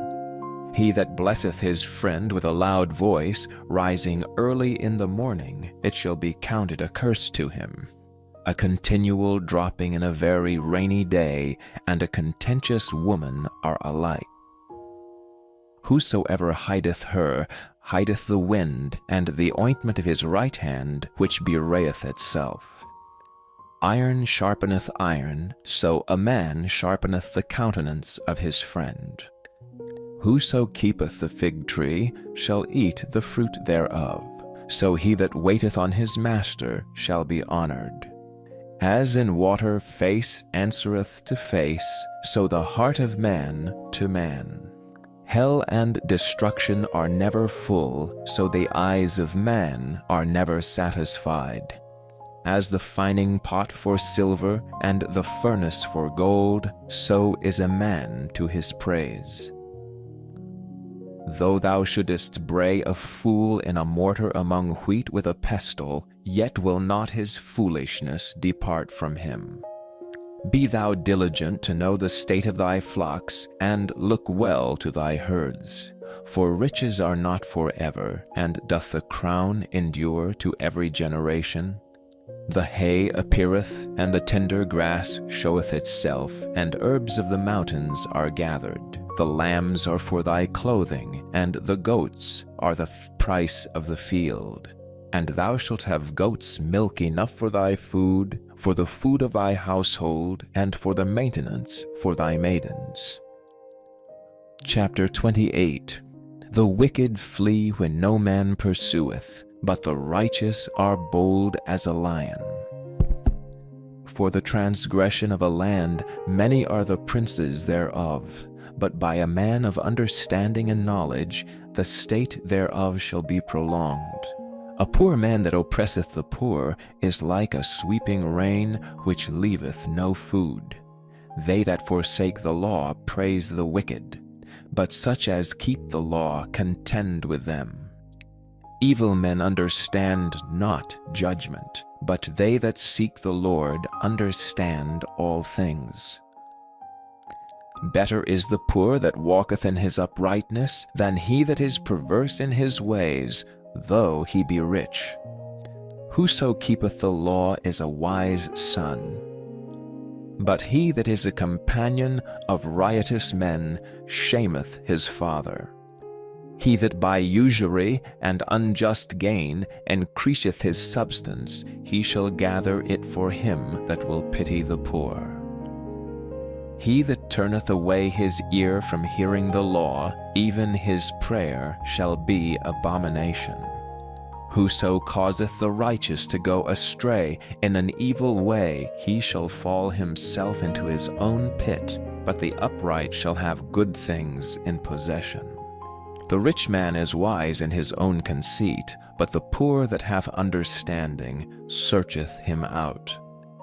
When righteous men do rejoice, there is great glory, but when the wicked rise, a man is hidden. He that covereth his sins shall not prosper, but whoso confesseth and forsaketh them shall have mercy. Happy is the man that feareth alway, but he that hardeneth his heart shall fall into mischief. As a roaring lion and a raging bear, so is a wicked ruler over the poor people. The prince that wanteth understanding is also a great oppressor, but he that hateth covetousness shall prolong his days. A man that doeth violence to the blood of any person shall flee to the pit. Let no man stay him. Whoso walketh uprightly shall be saved, but he that is perverse in his ways shall fall at once. He that tilleth his land shall have plenty of bread, but he that followeth after vain persons shall have poverty enough. A faithful man shall abound with blessings, but he that maketh haste to be rich shall not be innocent. To have respect of persons is not good, for a piece of bread that man will transgress. He that hasteth to be rich hath an evil eye, and considereth not that poverty shall come upon him. He that rebuketh a man afterwards shall find more favor than he that flattereth with the tongue. Whoso robbeth his father or his mother and saith, It is no transgression, the same is the companion of a destroyer. He that is of a proud heart stirreth up strife, but he that putteth his trust in the Lord shall be made fat. He that trusteth in his own heart is a fool, but whoso walketh wisely, he shall be delivered. He that giveth unto the poor shall not lack, but he that hideth his eyes shall have many a curse. When the wicked rise, men hide themselves, but when they perish, the righteous increase. Chapter 29. He that being often reproved hardeneth his neck shall suddenly be destroyed, and that without remedy. When the righteous are in authority, the people rejoice, but when the wicked beareth rule, the people mourn. Whoso loveth wisdom rejoiceth his father, but he that keepeth company with harlots spendeth his substance. The king by judgment establisheth the land, but he that receiveth gifts overthroweth it. A man that flattereth his neighbor spreadeth a net for his feet. In the transgression of an evil man there is a snare, but the righteous doth sing and rejoice. The righteous considereth the cause of the poor, but the wicked regardeth not to know it. Scornful men bring a city into a snare, but wise men turn away wrath. If a wise man contendeth with a foolish man, whether he rage or laugh, there is no rest. The bloodthirsty hate the upright, but the just seek his soul. A fool uttereth all his mind, but a wise man keepeth it in till afterwards. If a ruler hearken to lies, all his servants are wicked. The poor and the deceitful man meet together. The Lord lighteneth both their eyes. The king that faithfully judgeth the poor, his throne shall be established forever. The rod and reproof give wisdom, but a child left to himself bringeth his mother to shame.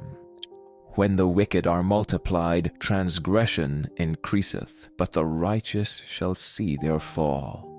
Correct thy son, and he shall give thee rest, yea, he shall give delight unto thy soul. Where there is no vision, the people perish, but he that keepeth the law, happy is he. A servant will not be corrected by words, for though he understand, he will not answer. Seest thou a man that is hasty in his words? There is more hope of a fool than of him. He that delicately bringeth up his servant from a child shall have him become his son at the length. An angry man stirreth up strife, and a furious man aboundeth in transgression. A man's pride shall bring him low, but honor shall uphold the humble in spirit. Whoso is partner with a thief hateth his own soul. He heareth cursing, and bewrayeth it not. The fear of man bringeth a snare, but whoso putteth his trust in the Lord shall be safe. Many seek the ruler's favor, but every man's judgment cometh from the Lord.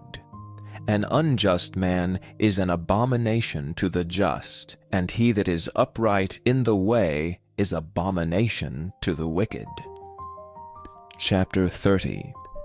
The words of Agur, the son of Jacob, even the prophecy. The man spake unto Iphiel, even unto Iphiel and Ukko. Surely I am more brutish than any man, and have not the understanding of a man. I neither learned wisdom, nor have the knowledge of the holy. Who hath ascended up into heaven, or descended? Who hath gathered the wind in his fists? Who hath bound the waters in a garment? Who hath established all the ends of the earth? What is his name, and what is his son's name, if thou canst tell? Every word of God is pure. He is a shield unto them that put their trust in him. Add thou not unto his words, lest he reprove thee, and thou be found a liar. 2 things have I required of thee, deny me them not before I die. Remove far from me vanity and lies. Give me neither poverty nor riches. Feed me with food convenient for me, lest I be full and deny thee and say, Who is the Lord? Or lest I be poor and steal and take the name of my God in vain. Accuse not a servant unto his master, lest he curse thee, and thou be found guilty. There is a generation that curseth their father, and doth not bless their mother. There is a generation that are pure in their own eyes, and yet is not washed from their filthiness. There is a generation, oh, how lofty are their eyes, and their eyelids are lifted up. There is a generation whose teeth are as swords, and their jaw teeth as knives, to devour the poor from off the earth, and the needy from among men. The horse leech hath 2 daughters, crying, Give, give. There are 3 things that are never satisfied, yea, 4 things say not, It is enough. The grave and the barren womb, the earth that is not filled with water, and the fire that saith not, It is enough.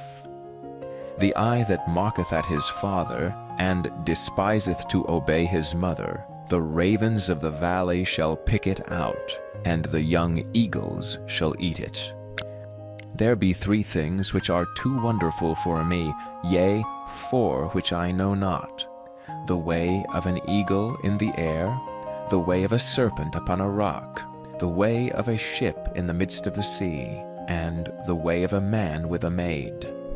Such is the way of an adulterous woman. She eateth and wipeth her mouth, and saith, I have done no wickedness. For 3 things the earth is disquieted, and for 4 which it cannot bear, for a servant when he reigneth, and a fool when he is filled with meat, for an odious woman when she is married, and an handmaid that is heir to her mistress. There be 4 things which are little upon the earth, but they are exceeding wise. The ants are a people not strong, yet they prepare their meat in the summer. The conies are but a feeble folk, yet make their houses in the rocks. The locusts have no king, yet go they forth all of them by bands. The spider taketh hold with her hands, and is in kings' palaces.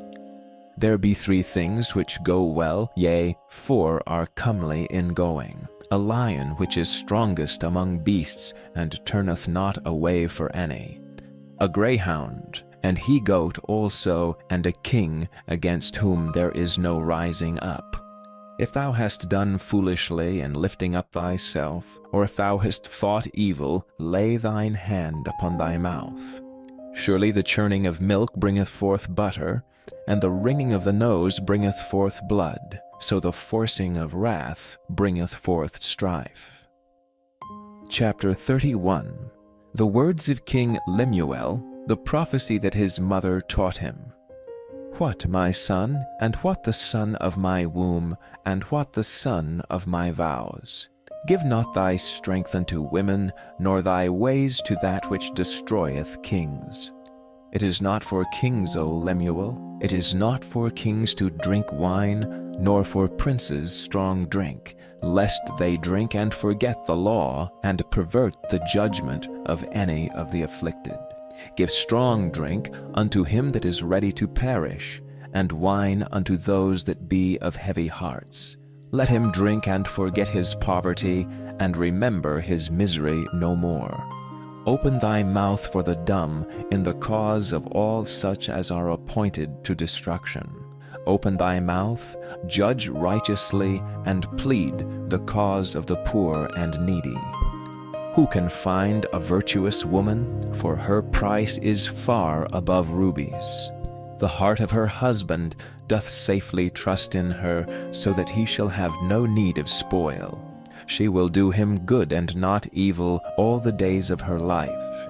She seeketh wool and flax, and worketh willingly with her hands. She is like the merchant's ships. She bringeth her food from afar. She riseth also while it is yet night, and giveth meat to her household, and a portion to her maidens. She considereth a field, and buyeth it. With the fruit of her hands she planted a vineyard. She girdeth her loins with strength, and strengtheneth her arms. She perceiveth that her merchandise is good. Her candle goeth not out by night. She layeth her hands to the spindle, and her hands hold the distaff. She stretcheth out her hand to the poor, yea, she reacheth forth her hands to the needy. She is not afraid of the snow for her household, for all her household are clothed with scarlet. She maketh herself coverings of tapestry. Her clothing is silk and purple. Her husband is known in the gates, when he sitteth among the elders of the land. She maketh fine linen, and selleth it, and delivereth girdles unto the merchant.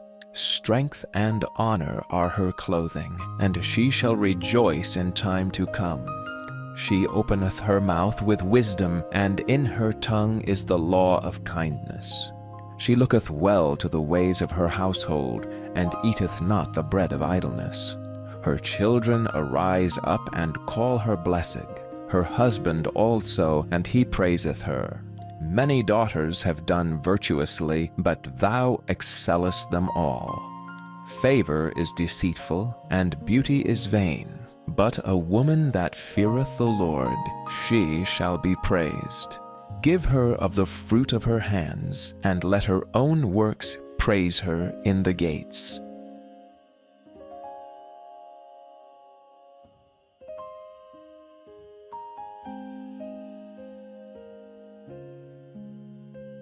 Nehemiah. Nehemiah 1. The words of Nehemiah, the son of Hakaliah. Now it happened in the month of Kislev in the 20th year, as I was in Susa the capital, that Hanani, one of my brothers, came with certain men from Judah. And I asked them concerning the Jews who escaped, who had survived the exile, and concerning Jerusalem. And they said to me, The remnant there in the province who had survived the exile is in great trouble and shame. The wall of Jerusalem is broken down, and its gates are destroyed by fire. As soon as I heard these words, I sat down and wept and mourned for days. And I continued fasting and praying before the God of heaven. And I said, "O Lord, God of heaven, the great and awesome God who keeps covenant and steadfast love with those who love him and keep his commandments, let your ear be attentive and your eyes open to hear the prayer of your servant, that I now pray before you day and night for the people of Israel, your servants, confessing the sins of the people of Israel, which we have sinned against you. Even I and my father's house have sinned. We have acted very corruptly against you and have not kept the commandments, the statutes, and the rules that you commanded your servant Moses. Remember the word that you commanded your servant Moses, saying, 'If you are unfaithful, I will scatter you among the peoples. But if you return to me and keep my commandments and do them, though your outcasts are in the uttermost parts of heaven, from there I will gather them and bring them to the place that I have chosen to make my name dwell there. They are your servants and your people, whom you have redeemed by your great power and by your strong hand. O Lord, let your ear be attentive to the prayer of your servant and to the prayer of your servants who delight to fear your name, and give success to your servant today, and grant him mercy in the sight of this man.' Now I was cupbearer to the king." Nehemiah 2. In the month of Nisan, in the 20th year of King Artaxerxes, when wine was before him, I took up the wine and gave it to the king. Now I had not been sad in his presence. And the king said to me, "Why is your face sad, seeing you are not sick? This is nothing but sadness of the heart." Then I was very much afraid. I said to the king, "Let the king live forever. Why should not my face be sad when the city, the place of my father's graves, lies in ruins, and its gates have been destroyed by fire?" Then the king said to me, "What are you requesting?" So I prayed to the God of heaven, and I said to the king, "If it pleases the king, and if your servant has found favor in your sight, that you send me to Judah, to the city of my father's graves, that I may rebuild it." And the king said to me, the queen sitting beside him, "How long will you be gone, and when will you return?"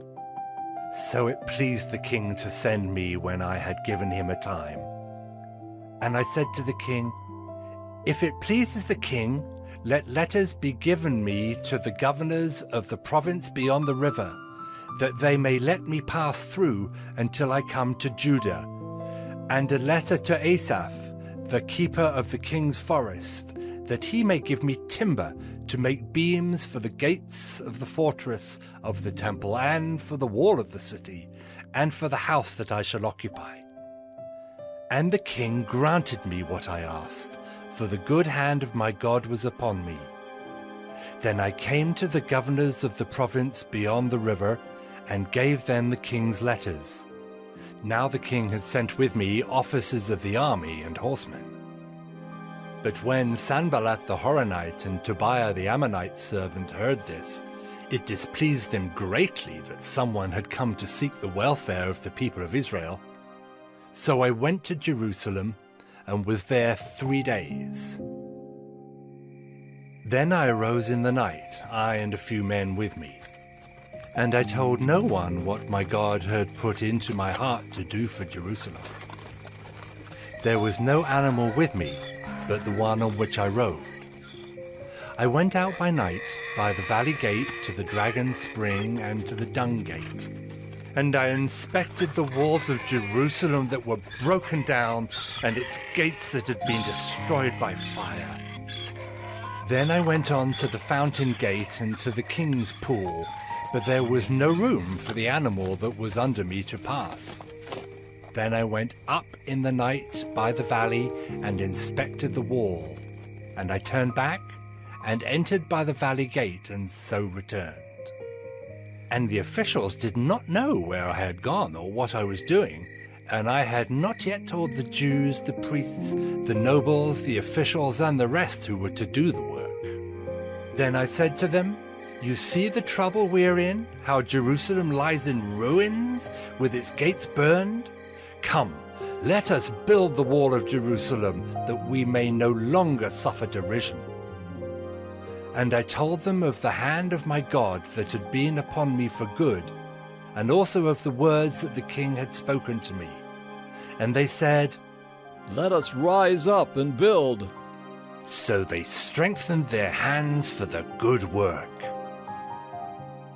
But when Sanballat the Horonite and Tobiah the Ammonite servant and Geshem the Arab heard of it, they jeered at us and despised us and said, "What is this thing that you are doing? Are you rebelling against the king?" Then I replied to them, "The God of heaven will make us prosper, and we, his servants, will arise and build. But you have no portion or right or claim in Jerusalem." Nehemiah 3. Then Eliashib the high priest rose up with his brothers the priests, and they built the sheep gate. They consecrated it and set its doors. They consecrated it as far as the Tower of the 100, as far as the Tower of Hananel. And next to him the men of Jericho built. And next to them Zachar the son of Imri built. The sons of Hasaneah built the fish gate. They laid its beams and set its doors, its bolts, and its bars. And next to them Meremoth the son of Uriah, son of Hakaz, repaired. And next to them Meshullam the son of Berechiah, son of Meshezabeel, repaired. And next to them Zadok the son of Baanah repaired. And next to them the Tekoites repaired, but their nobles would not stoop to serve their lord. Joiada the son of Paseah and Meshullam the son of Besadiah repaired the gate of Yeshana. They laid its beams and set its doors, its bolts, and its bars.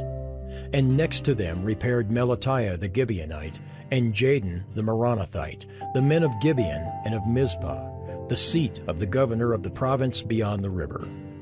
Next to them Uzziel the son of Harhaiah, goldsmiths, repaired. Next to him Hananiah, one of the perfumers, repaired, and they restored Jerusalem as far as the broad wall. Next to them Rephaiah the son of Hur, ruler of half the district of Jerusalem, repaired. Next to them Jedaiah the son of Harumaph repaired, opposite his house. And next to him Haddish the son of Hashabaniah repaired. Malchijah the son of Haram and Hashab the son of Pahath-Moab repaired another section and the Tower of the Ovens. Next to him Shallum the son of Halahesh, ruler of half the district of Jerusalem, repaired, he and his daughters. Hanan and the inhabitants of Zanoah repaired the valley gate. They rebuilt it and set its doors, its bolts, and its bars, and repaired 1,000 cubits of the wall as far as the dung gate. Malchijah the son of Rechab, ruler of the district of Beth-Hakerem, repaired the dung gate. He rebuilt it and set its doors, its bolts, and its bars. And Shallum the son of Kolhozah, ruler of the district of Mizpah, repaired the fountain gate. He rebuilt it and covered it and set its doors, its bolts, and its bars. And he built the wall of the pool of Shelah of the king's garden, as far as the stairs that go down from the city of David. After him, Nehemiah the son of Azbuk, ruler of half the district of Beth-zur, repaired to a point opposite the tombs of David, as far as the artificial pool and as far as the house of the mighty men. After him the Levites repaired, Rehum the son of Bani. Next to him, Hashabiah, ruler of half the district of Keilah, repaired for his district. After him their brothers repaired, Bavai the son of Henadad, ruler of half the district of Keilah. Next to him, Ezer, the son of Jeshua, ruler of Mizpah, repaired another section opposite the ascent to the armory at the buttress. After him, Barak, the son of Zabbai, repaired another section from the buttress to the door of the house of Eliashib the high priest. After him, Meremoth, the son of Uriah, son of Hakaz, repaired another section from the door of the house of Eliashib to the end of the house of Eliashib. After him, the priests, the men of the surrounding area, repaired. After them, Benjamin and Hashab repaired opposite their house. After them, Azariah, the son of Maaseiah, son of Ananiah, repaired beside his own house. After him, Benui, the son of Henadad, repaired another section, from the house of Azariah to the buttress and to the corner. Palal, the son of Uzai, repaired opposite the buttress and the tower projecting from the upper house of the king at the court of the guard. After him, Pedaiah, the son of Parosh, and the temple servants living on Ophel repaired to a point opposite the water gate on the east and the projecting tower. After him, the Tekoites repaired another section opposite the great projecting tower, as far as the wall of Ophel. Above the horse gate, the priests repaired, each one opposite his own house. After them, Zadok the son of Immer repaired opposite his own house. After him, Shemaiah the son of Shechaniah, the keeper of the east gate, repaired. After him, Hananiah the son of Shelemiah and Hanan the sixth son of Zalaph repaired another section. After him, Meshullam the son of Berechiah repaired opposite his chamber. After him, Malchijah, one of the goldsmiths, repaired as far as the house of the temple servants and of the merchants, opposite the muster gate, and to the upper chamber of the corner. And between the upper chamber of the corner and the sheep gate, the goldsmiths and the merchants repaired. Nehemiah 4. Now when Sanballat heard that we were building the wall, he was angry and greatly enraged, and he jeered at the Jews. And he said in the presence of his brothers and of the army of Samaria, "What are these feeble Jews doing? Will they restore it for themselves? Will they sacrifice? Will they finish up in a day? Will they revive the stones out of the heaps of rubbish, and burn ones at that?" Tobiah the Ammonite was beside him, and he said, Yes, what they are building. If a fox goes up on it, he will break down their stone wall. "Hear, O our God, for we are despised. Turn back their taunt on their own heads, and give them up to be plundered in a land where they are captives. Do not cover their guilt, and let not their sin be blotted out from your sight, for they have provoked you to anger in the presence of the builders." So we built the wall, and all the wall was joined together to half its height, for the people had a mind to work. But when Sanballat and Tobiah and the Arabs and the Ammonites and the Ashdodites heard that the repairing of the walls of Jerusalem was going forward, and that the breaches were beginning to be closed, they were very angry. And they all plotted together to come and fight against Jerusalem and to cause confusion in it. And we prayed to our God and set a guard as a protection against them day and night. In Judah it was said, "The strength of those who bear the burdens is failing. There is too much rubble. By ourselves we will not be able to rebuild the wall." And our enemies said, They will not know or see till we come among them and kill them and stop the work. At that time the Jews who lived near them came from all directions and said to us 10 times, "You must return to us." So in the lowest parts of the space behind the wall, in open places, I stationed the people by their clans, with their swords, their spears, and their bows. And I looked and arose and said to the nobles and to the officials and to the rest of the people, "Do not be afraid of them. Remember the Lord, who is great and awesome, and fight for your brothers, your sons, your daughters, your wives, and your homes. When our enemies heard that it was known to us and that God had frustrated their plan, we all returned to the wall, each to his work. From that day on, half of my servants worked on construction, and half held the spears, shields, bows, and coats of mail. And the leaders stood behind the whole house of Judah, who were building on the wall. Those who carried burdens were loaded in such a way that each labored on the work with one hand and held his weapon with the other. And each of the builders had his sword strapped at his side while he built.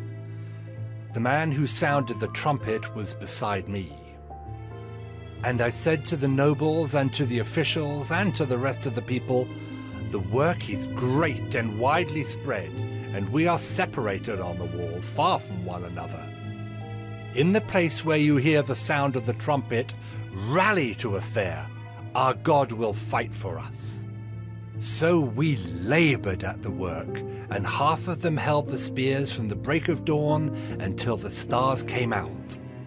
I also said to the people at that time, "Let every man and his servant pass the night within Jerusalem, that they may be a guard for us by night, and may labor by day. So neither I nor my brothers, nor my servants, nor the men of the guard who followed me, none of us took off our clothes. Each kept his weapon at his right hand." Nehemiah 5. Now there arose a great outcry of the people and of their wives against their Jewish brothers. For there were those who said, "With our sons and our daughters, we are many. So let us get grain that we may eat and keep alive." There were also those who said, "We are mortgaging our fields, our vineyards, and our houses to get grain because of the famine." And there were those who said, "We have borrowed money for the king's tax on our fields and our vineyards. Now our flesh is as the flesh of our brothers, our children are as their children. Yet we are forcing our sons and our daughters to be slaves, and some of our daughters have already been enslaved, but it is not in our power to help it, for other men have our fields and our vineyards." I was very angry when I heard their outcry and these words. I took counsel with myself, and I brought charges against the nobles and the officials. I said to them, "You are exacting interest each from his brother." And I held a great assembly against them, and said to them, "We, as far as we are able, have brought back our Jewish brothers who have been sold to the nations, but you even sell your brothers that they may be sold to us." They were silent and could not find a word to say. So I said, "The thing that you are doing is not good. Ought you not to walk in the fear of our God to prevent the taunts of the nations, our enemies? Moreover, I and my brothers and my servants are lending them money and grain. Let us abandon this exacting of interest. Return to them this very day their fields, their vineyards, their olive orchards, and their houses, and the percentage of money, grain, wine, and oil that you have been exacting from them." Then they said, "We will restore these and require nothing from them. We will do as you say." And I called the priests and made them swear to do as they had promised. I also shook out the fold of my garment and said, "So may God shake out every man from his house and from his labor who does not keep this promise. So may he be shaken out and emptied." And all the assembly said, "Amen." Amen. And praised the Lord. And the people did as they had promised. Moreover, from the time that I was appointed to be their governor in the land of Judah, from the 20th year to the 32nd year of Artaxerxes the king, 12 years, neither I nor my brothers ate the food allowance of the governor. The former governors who were before me laid heavy burdens on the people, and took from them for their daily ration 40 shekels of silver. Even their servants lorded it over the people. But I did not do so, because of the fear of God. I also persevered in the work on this wall, and we acquired no land, and all my servants were gathered there for the work. Moreover, there were at my table 150 men, Jews and officials, besides those who came to us from the nations that were around us. Now, what was prepared at my expense for each day was 1 ox and 6 choice sheep and birds, and every 10 days all kinds of wine in abundance. Yet for all this I did not demand the food allowance of the governor, because the service was too heavy on this people. Remember, for my good, O my God, all that I have done for this people. Nehemiah 6.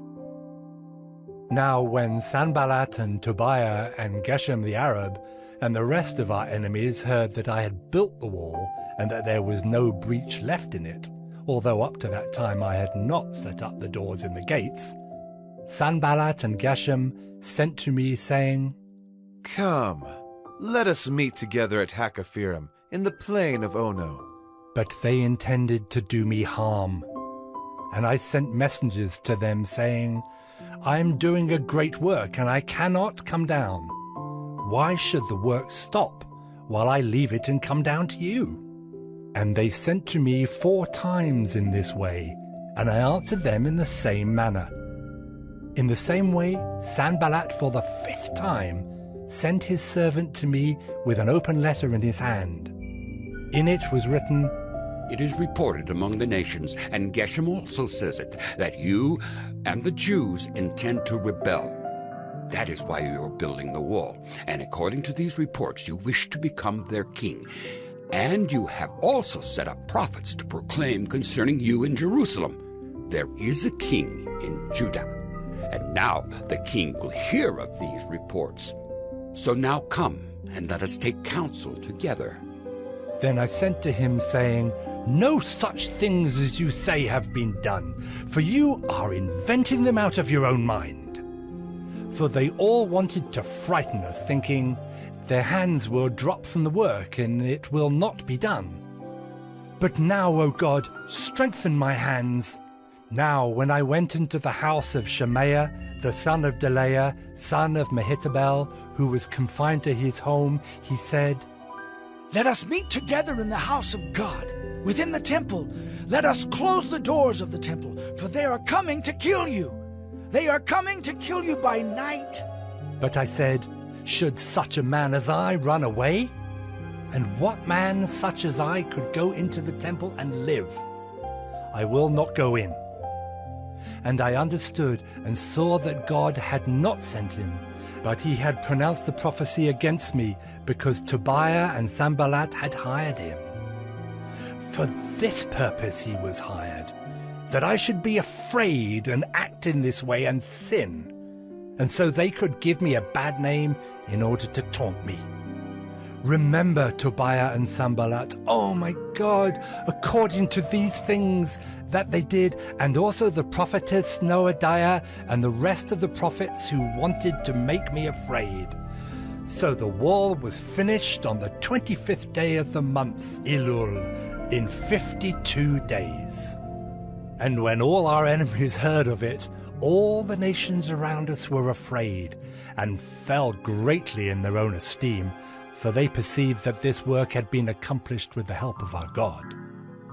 Moreover, in those days the nobles of Judah sent many letters to Tobiah, and Tobiah's letters came to them. For many in Judah were bound by oath to him, because he was the son-in-law of Shechaniah, the son of Erah, and his son Jehohanan had taken the daughter of Meshullam, the son of Berechiah, as his wife. Also they spoke of his good deeds in my presence, and reported my words to him. And Tobiah sent letters to make me afraid. Nehemiah 7.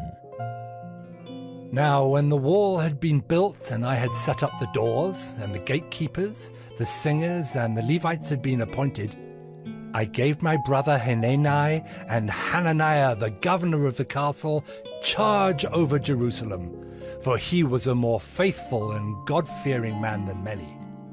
And I said to them, Let not the gates of Jerusalem be opened until the sun is hot. And while they are still standing guard, let them shut and bar the doors. Appoint guards from among the inhabitants of Jerusalem, some at their guard posts and some in front of their own homes. The city was wide and large, but the people within it were few, and no houses had been rebuilt. Then my God put it into my heart to assemble the nobles and the officials and the people to be enrolled by genealogy. And I found the book of the genealogy of those who came up at the first, and I found written in it, These were the people of the province who came up out of the captivity of those exiles whom Nebuchadnezzar the king of Babylon had carried into exile. They returned to Jerusalem and Judah, each to his town. They came with Zerubbabel, Jeshua, Nehemiah, Azariah, Rehemiah, Nehemiah, Mordecai, Bilshan, Mispirith, Bigvai, Nehum, Baanah. The number of the men of the people of Israel, the sons of Parosh, 2,172. The sons of Shephatiah, 372. The sons of Era, 652. The sons of Pahath Moab, namely the sons of Jeshua and Joab, 2,818. The sons of Elam, 1,254. The sons of Zattu, 845. The sons of Zakkai, 760. The sons of Binnui, 648. The sons of Bebai, 628. The sons of Azgad, 2,322. The sons of Adonikam, 667. The sons of Bigvai, 2,067. The sons of Adin, 655. The sons of Ater, namely of Hezekiah, 98. The sons of Hashem, 328. The sons of Bezai, 324. The sons of Hariph, 112. The sons of Gibeon, 95. The men of Bethlehem and Netophah, 188. The men of Anathoth, 128. The men of Beth Asmaveth, 42. The men of Kiriath Jearim, Kephirah, and Beeroth, 743. The men of Ramah and Geba, 621. The men of Michmas, 122. The men of Bethel and Ai, 123. The men of the other Nebo, 52. The sons of the other Elam, 1,254. The sons of Haram, 320. The sons of Jericho, 345. The sons of Lod, Hadid, and Ono, 721. The sons of Sineah, 3,930. The priests. The sons of Jedaiah, namely the house of Jeshua, 973. The sons of Immer, 1,052. The sons of Pashur, 1,247. The sons of Haram, 1,017. The Levites, the sons of Jeshua, namely of Kadmiel of the sons of Hodavah, 74. The singers, the sons of Asaph, 148. The gatekeepers, the sons of Shallum, the sons of Atar, the sons of Talmon, the sons of Akab, the sons of Hatita, the sons of Shobai, 138. The temple servants, the sons of Ziha, the sons of Hasupha, the sons of Tebaoth, the sons of Kiros, the sons of Saya, the sons of Padan, the sons of Labana, the sons of Hagabah, the sons of Shalmai, the sons of Hanan, the sons of Giddel, the sons of Gahar, the sons of Reaiah, the sons of Rezin, the sons of Nekoda, the sons of Gazim, the sons of Uzzah, the sons of Paseah, the sons of Besai, the sons of Meunim, the sons of Nephushim, the sons of Bakbuk, the sons of Hekupha, the sons of Harhur, the sons of Bazlith, the sons of Mahida, the sons of Harsha, the sons of Barkos, the sons of Sisera, the sons of Tema, the sons of Neziah, the sons of Hatipha. The sons of Solomon's servants, the sons of Sotai, the sons of Sophereth, the sons of Perida, the sons of Jaala, the sons of Darkon, the sons of Giddel, the sons of Shephatiah, the sons of Hattil, the sons of Pokereth-Hazzebaim, the sons of Ammon. All the temple servants and the sons of Solomon's servants were 392. The following were those who came up from Tel Melah, Tel Harsha, Kerub, Addan, and Immer, but they could not prove their fathers' houses nor their descent, whether they belonged to Israel. The sons of Delaiah, the sons of Tobiah, the sons of Nekoda, 642. Also, of the priests, the sons of Hobaiah, the sons of Hakaz, the sons of Barzillai, who had taken a wife of the daughters of Barzillai the Gileadite, and was called by their name. These sought their registration among those enrolled in the genealogies, but it was not found there, so they were excluded from the priesthood as unclean. The governor told them that they were not to partake of the most holy food until a priest with Urim and Thummim should arise. The whole assembly together was 42,360, besides their male and female servants, of whom there were 7,337. And they had 245 singers, male and female. Their horses were 736, their mules 245, their camels 435, and their donkeys 6,720. Now some of the heads of fathers' houses gave to the work. The governor gave to the treasury 1,000 derricks of gold, 50 basins, 30 priests' garments, and 500 minas of silver. And some of the heads of fathers' houses gave into the treasury of the work 20,000 derricks of gold, and 2,200 minas of silver. And what the rest of the people gave was 20,000 derricks of gold, 2,000 minas of silver, and 67 priests' garments. So the priests, the Levites, the gatekeepers, the singers, some of the people, the temple servants, and all Israel lived in their towns. And when the 7th month had come, the people of Israel were in their towns. Their towns. Nehemiah 8. And all the people gathered as one man into the square before the water gate. And they told Ezra the scribe to bring the book of the law of Moses that the Lord had commanded Israel. So Ezra the priest brought the law before the assembly, both men and women, and all who could understand what they heard, on the first day of the 7th month. And he read from it, facing the square before the water gate, from early morning until midday, in the presence of the men and the women and those who could understand. And the ears of all the people were attentive to the book of the law. And Ezra the scribe stood on a wooden platform that they had made for the purpose.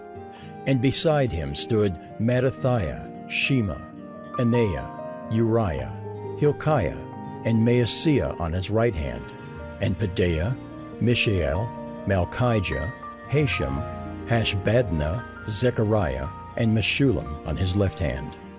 And Ezra opened the book in the sight of all the people, for he was above all the people. And as he opened it, all the people stood. And Ezra blessed the Lord, the great God, and all the people answered, Amen! Amen! Lifting up their hands. And they bowed their heads and worshipped the Lord with their faces to the ground. Also Jeshua, Bani, Sherebiah, Jamin, Akub, Shabbathai, Hodiah, Maaseiah, Kelita, Azariah, Jozabad, Hanan, Pelaliah, the Levites, helped the people to understand the law, while the people remained in their places. They read from the book from the law of God clearly, and they gave the sense, so that the people understood the reading. And Nehemiah, who was the governor, and Ezra the priest and scribe, and the Levites who taught the people, said to all the people, This day is holy to the Lord your God. Do not mourn or weep. For all the people wept as they heard the words of the law. Then he said to them, Go your way. Eat the fat and drink sweet wine, and send portions to anyone who has nothing ready. For this day is holy to our Lord. And do not be grieved, for the joy of the Lord is your strength. So the Levites calmed all the people, saying, Be quiet, for this day is holy. Do not be grieved. And all the people went their way to eat and drink and to send portions and to make great rejoicing, because they had understood the words that were declared to them. On the second day, the heads of fathers' houses of all the people, with the priests and the Levites, came together to Ezra the scribe in order to study the words of the law. And they found it written in the law that the Lord had commanded by Moses that the people of Israel should dwell in booths during the feast of the 7th month, and that they should proclaim it and publish it in all their towns and in Jerusalem. Go out to the hills and bring branches of olive, wild olive, myrtle, palm, and other leafy trees to make booths, as it is written. So the people went out and brought them and made booths for themselves, each on his roof, and in their courts, and in the courts of the house of God, and in the square at the water gate, and in the square at the gate of Ephraim. And all the assembly of those who had returned from the captivity made booths and lived in the booths. For from the days of Jeshua the son of Nun to that day the people of Israel had not done so. And there was very great rejoicing. And day by day, from the first day to the last day, he read from the book of the law of God. They kept the feast 7 days, and on the 8th day there was a solemn assembly according to the rule. Nehemiah 9. Now on the 24th day of this month, the people of Israel were assembled with fasting, and in sackcloth, and with earth on their heads. And the Israelites separated themselves from all foreigners, and stood and confessed their sins and the iniquities of their fathers. And they stood up in their place and read from the book of the law of the Lord their God for a quarter of the day. For another quarter of it they made confession and worshipped the Lord their God. On the stairs of the Levites stood Jeshua, Bani, Kadmiel, Shebaniah, Bunni, Sherebiah, Bani, and Canani. And they cried with a loud voice to the Lord their God. Then the Levites, Jeshua, Kadmiel, Bani, Hashabaniah, Sherebiah, Hodiah, Shebaniah, and Pethahiah said, Stand up and bless the Lord your God from everlasting to everlasting. Blessed be your glorious name, which is exalted above all blessing and praise. You are the Lord, you alone. You have made heaven, the heaven of heavens, with all their host, the earth and all that is on it, the seas and all that is in them, and you preserve all of them. And the host of heaven worships you. You are the Lord, the God who chose Abram and brought him out of Ur of the Chaldeans and gave him the name Abraham.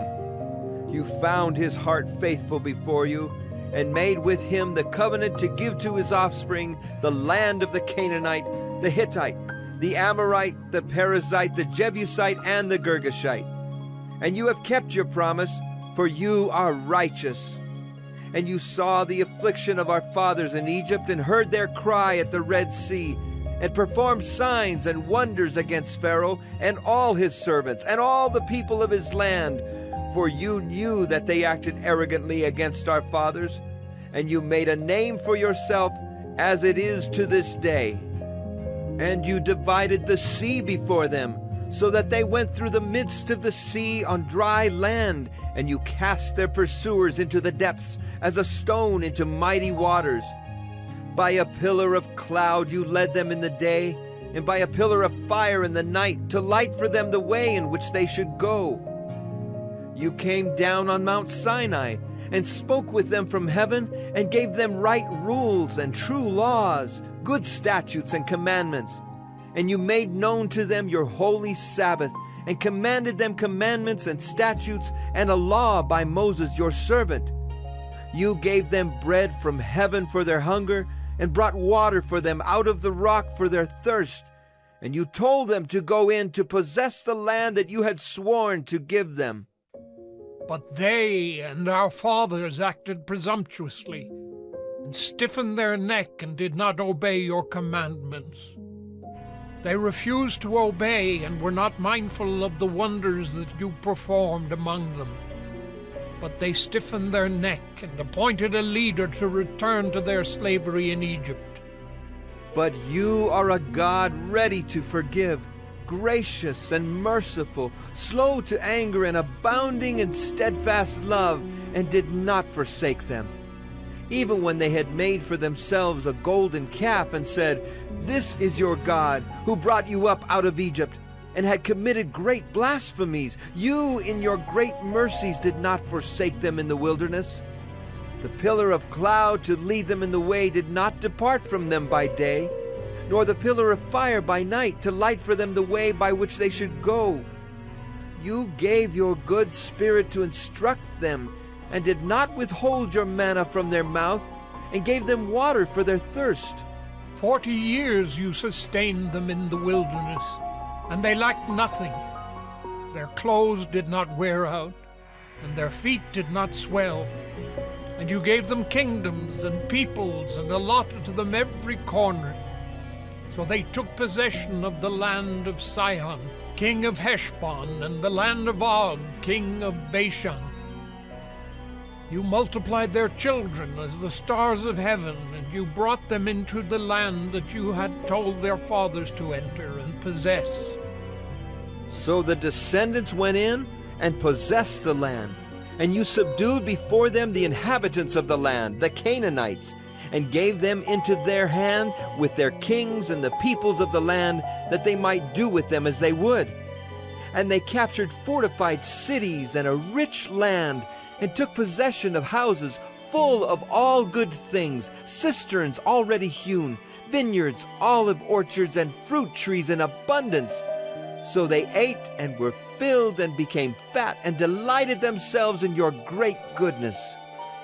Nevertheless, they were disobedient and rebelled against you, and cast your law behind their back, and killed your prophets who had warned them in order to turn them back to you, and they committed great blasphemies.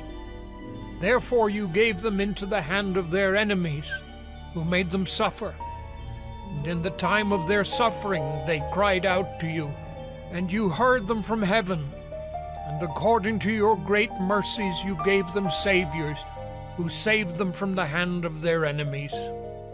But after they had rest, they did evil again before you, and you abandoned them to the hand of their enemies, so that they had dominion over them. Yet when they turned and cried to you, you heard from heaven, and many times you delivered them according to your mercies. And you warned them in order to turn them back to your law. Yet they acted presumptuously and did not obey your commandments, but sinned against your rules, which if a person does them, he shall live by them. And they turned a stubborn shoulder and stiffened their neck and would not obey. Many years you bore with them and warned them by your Spirit through your prophets, yet they would not give ear. Therefore you gave them into the hand of the peoples of the lands. Nevertheless, in your great mercies you did not make an end of them or forsake them, for you are a gracious and merciful God. Now, therefore, our God, the great, the mighty, and the awesome God, who keeps covenant and steadfast love, let not all the hardship seem little to you that has come upon us, upon our kings, our princes, our priests, our prophets, our fathers, and all your people, since the time of the kings of Assyria until this day. Yet you have been righteous in all that has come upon us. For you have dealt faithfully, and we have acted wickedly. Our kings, our princes, our priests, and our fathers have not kept your law or paid attention to your commandments and your warnings that you gave them. Even in their own kingdom, and amid your great goodness that you gave them, and in the large and rich land that you set before them, they did not serve you or turn from their wicked works. Behold, we are slaves this day, in the land that you gave to our fathers to enjoy its fruit and its good gifts. Behold, we are slaves, and its rich yield goes to the kings whom you have set over us because of our sins. They rule over our bodies and over our livestock as they please, and we are in great distress. Because of all this, we make a firm covenant in writing. On the sealed document are the names of our princes, our Levites, and our priests.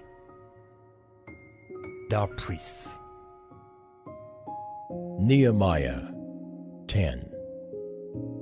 On the seals are the names of Nehemiah the governor, the son of Hakaliah, Zedekiah, Sariah, Azariah, Jeremiah, Pashur, Amariah, Malchijah, Haddish, Shebaniah, Malach, Haram, Meremoth, Obadiah, Daniel, Ginnathan, Barak, Meshullam, Abijah, Mijamin, Maaziah, Bilgai, Shemaiah.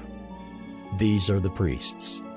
And the Levites, Jeshua the son of Azaniah, Binnui of the sons of Henadad, Kadmiel, and their brothers Shebaniah, Hodiah, Kelita, Pelaiah, Hanan, Micah, Rehab, Hashabiah, Zachar, Sherebiah, Shebaniah, Hodiah, Bani, Beninu. The chiefs of the people, Parosh, Pahath-Moab, Elam, Zatu, Bani, Bunni, Asgad, Bebai, Adonijah, Bigvai, Aden, Ater, Hezekiah, Azar, Hodiah, Hashem, Bezai, Hariph, Anathoth, Nebai, Magpiash, Meshullam, Hezer, Meshezabel, Zadok, Jaddua, Pelatiah, Hanan, Anaiah, Hoshea, Hananiah, Hashab, Halohesh,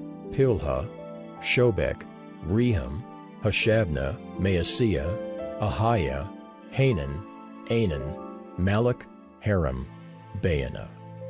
The rest of the people, the priests, the Levites, the gatekeepers, the singers, the temple servants, and all who have separated themselves from the peoples of the lands to the law of God, their wives, their sons, their daughters, all who have knowledge and understanding, join with their brothers, their nobles, and enter into a curse and an oath to walk in God's law that was given by Moses the servant of God, and to observe and do all the commandments of the Lord our Lord, and his rules and his statutes.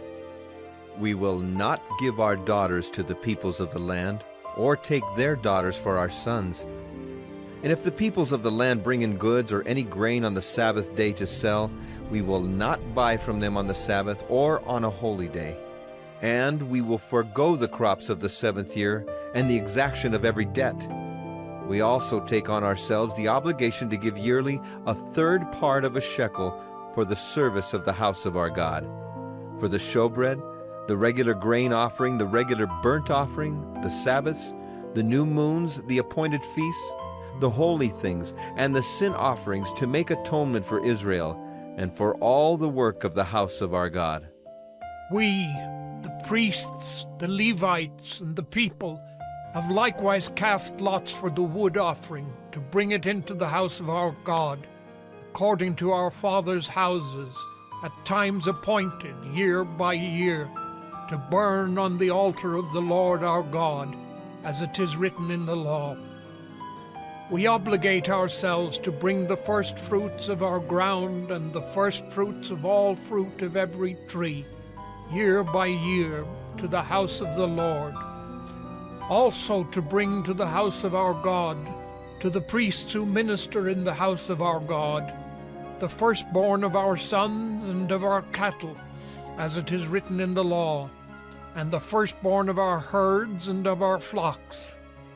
And to bring the first of our dough and our contributions, the fruit of every tree, the wine and the oil to the priests, to the chambers of the house of our God, and to bring to the Levites the tithes from our ground, for it is the Levites who collect the tithes in all our towns where we labor.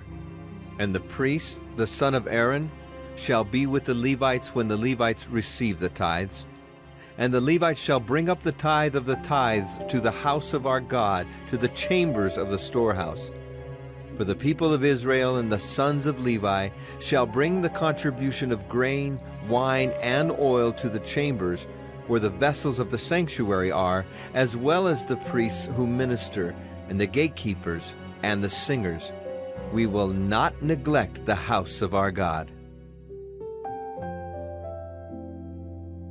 Nehemiah 11.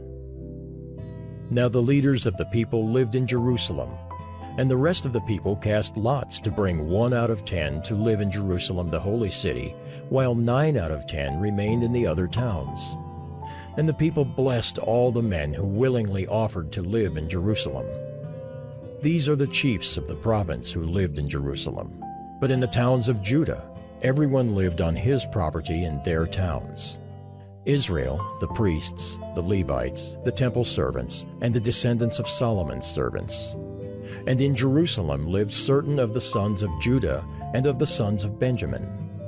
Of the sons of Judah, Athaiah the son of Uzziah, son of Zechariah, son of Amariah, son of Shephatiah, son of Mahalalel, of the sons of Perez, and Maaseiah the son of Barak, son of Colhozah, son of Hosea, son of Adaiah, son of Joiarib, son of Zechariah, son of the Shilonite.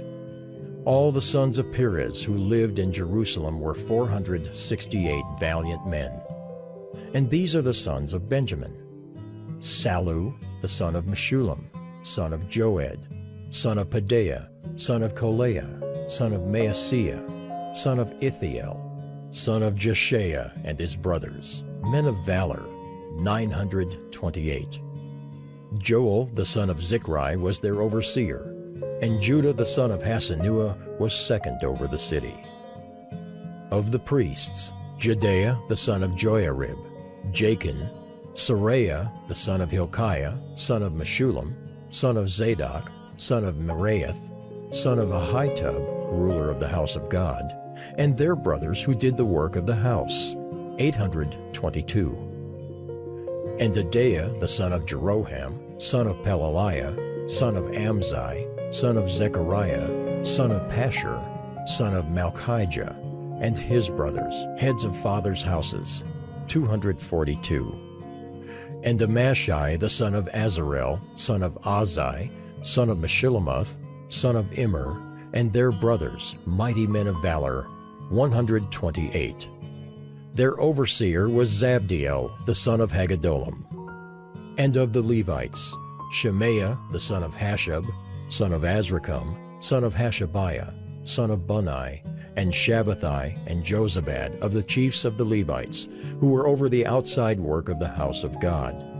And Mattaniah, the son of Micah, son of Zabdi, son of Asaph, who was the leader of the praise, who gave thanks, and Bakbukiah, the second among his brothers, and Abda, the son of Shemua, son of Galel, the son of Jeduthun. All the Levites in the holy city were 284. The gatekeepers, Akub, Talmon, and their brothers, who kept watch at the gates, were 172. And the rest of Israel, and of the priests and the Levites, were in all the towns of Judah, every one in his inheritance. But the temple servants lived on Ophel, and Ziha and Gishpa were over the temple servants. The overseer of the Levites in Jerusalem was Uzzi, the son of Bani, son of Hashabiah, son of Mattaniah, son of Micah, of the sons of Asaph the singers, over the work of the house of God. For there was a command from the king concerning them, and a fixed provision for the singers, as every day required. And Pethahiah the son of Meshezabel, of the sons of Zerah, the son of Judah, was at the king's side in all matters concerning the people. And as for the villages with their fields, some of the people of Judah lived in Kiriath Arba and its villages, and in Dibon and its villages, and in Jekabzeel and its villages, and in Jeshua, and in Moladah, and Beth Pelet, in Hazar Shul, in Beersheba and its villages, in Ziklag, in Makona and its villages, in En-Rimmon, in Zorah, in Jarmuth, Zanoah, Adullam and their villages, Lachish and its fields, and Azekah and its villages. So they encamped from Beersheba to the valley of Hinnom. The people of Benjamin also lived from Geba onward, at Michmash, Ajah, Bethel, and its villages, Anathoth, Nob, Ananiah, Hazor, Ramah, Gideam, Hadid, Zeboim, Neballat, Lod, and Ono, the valley of craftsmen. And certain divisions of the Levites in Judah were assigned to Benjamin. Nehemiah 12. These are the priests and the Levites who came up with Zerubbabel the son of Shealtiel and Jeshua: Seraiah, Jeremiah, Ezra, Amariah, Malach, Hattush, Shechaniah, Rehum, Meremoth, Iddo, Ginnathoi, Abijah, Mijamin, Maadiah, Bilgah, Shemaiah, Joiarib, Jedaiah, Sallu, Amok, Hilkiah, Jedaiah. These were the chiefs of the priests and of their brothers in the days of Jeshua. And the Levites, Jeshua, Binnui, Kadmiel, Sherebiah, Judah, and Mattaniah, who with his brothers was in charge of the songs of thanksgiving. And Bakbukiah and Unni and their brothers stood opposite them in the service. And Jeshua was the father of Joachim, Joachim the father of Eliashib, Eliashib the father of Joiada, Joiada the father of Jonathan, and Jonathan the father of Jaddua.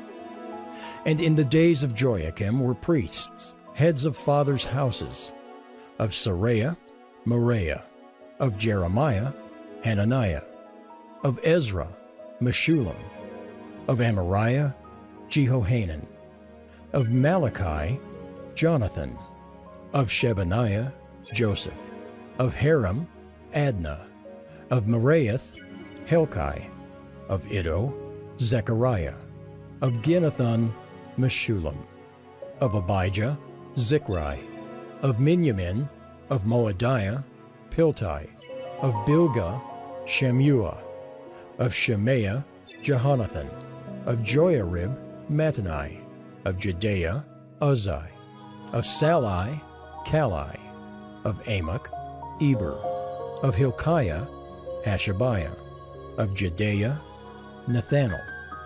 In the days of Eliashib, Joiada, Johanan, and Jaddua, the Levites were recorded as heads of fathers' houses.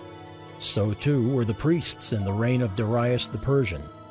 As for the sons of Levi, their heads of fathers' houses were written in the book of the Chronicles until the days of Johanan the son of Eliashib. And the chiefs of the Levites, Hashabiah, Sherebiah, and Jeshua the son of Kadmiel, with their brothers who stood opposite them, to praise and to give thanks, according to the commandment of David, the man of God, watch by watch. Mattaniah, Bakbukiah, Obadiah, Meshullam, Talmon, and Akub were gatekeepers standing guard at the storehouses of the gates. These were in the days of Joachim the son of Jeshua, son of Jozadak, and in the days of Nehemiah the governor, and of Ezra the priest and scribe. And at the dedication of the wall of Jerusalem, they sought the Levites in all their places, to bring them to Jerusalem to celebrate the dedication with gladness, with thanksgivings, and with singing, with cymbals, harps, and lyres. And the sons of the singers gathered together from the districts surrounding Jerusalem, and from the villages of the Netophathites, also from Beth Gilgal, and from the region of Geba and Asmaveth, for the singers had built for themselves villages around Jerusalem. And the priests and the Levites purified themselves, and they purified the people, and the gates and the wall. Then I brought the leaders of Judah up onto the wall, and appointed 2 great choirs that gave thanks.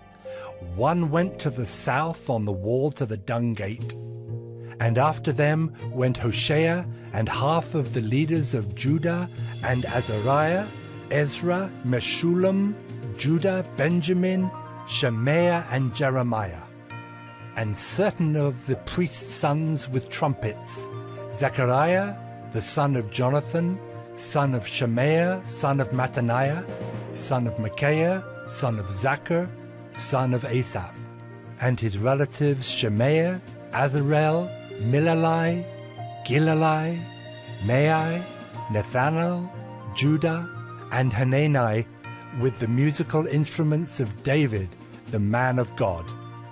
And Ezra the scribe went before them. At the fountain gate they went up straight before them by the stairs of the city of David, at the ascent of the wall above the house of David, to the water gate on the east. The other choir of those who gave thanks went to the north, and I followed them with half of the people on the wall above the Tower of the Ovens to the broad wall, and above the gate of Ephraim, and by the gate of Yeshana, and by the fish gate, and the Tower of Hananel, and the Tower of the 100 to the sheep gate. And they came to a halt at the gate of the guard.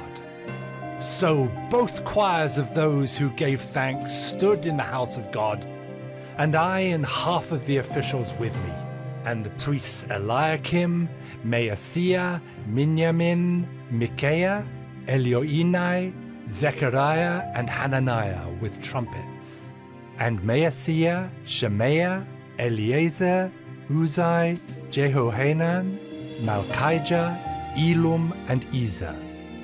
And the singers sang with Jezrahiah as their leader. And they offered great sacrifices that day and rejoiced, for God had made them rejoice with great joy. The women and children also rejoiced, and the joy of Jerusalem was heard far away. On that day men were appointed over the storerooms, the contributions, the firstfruits, and the tithes, to gather into them the portions required by the law for the priests and for the Levites according to the fields of the towns. For Judah rejoiced over the priests and the Levites who ministered.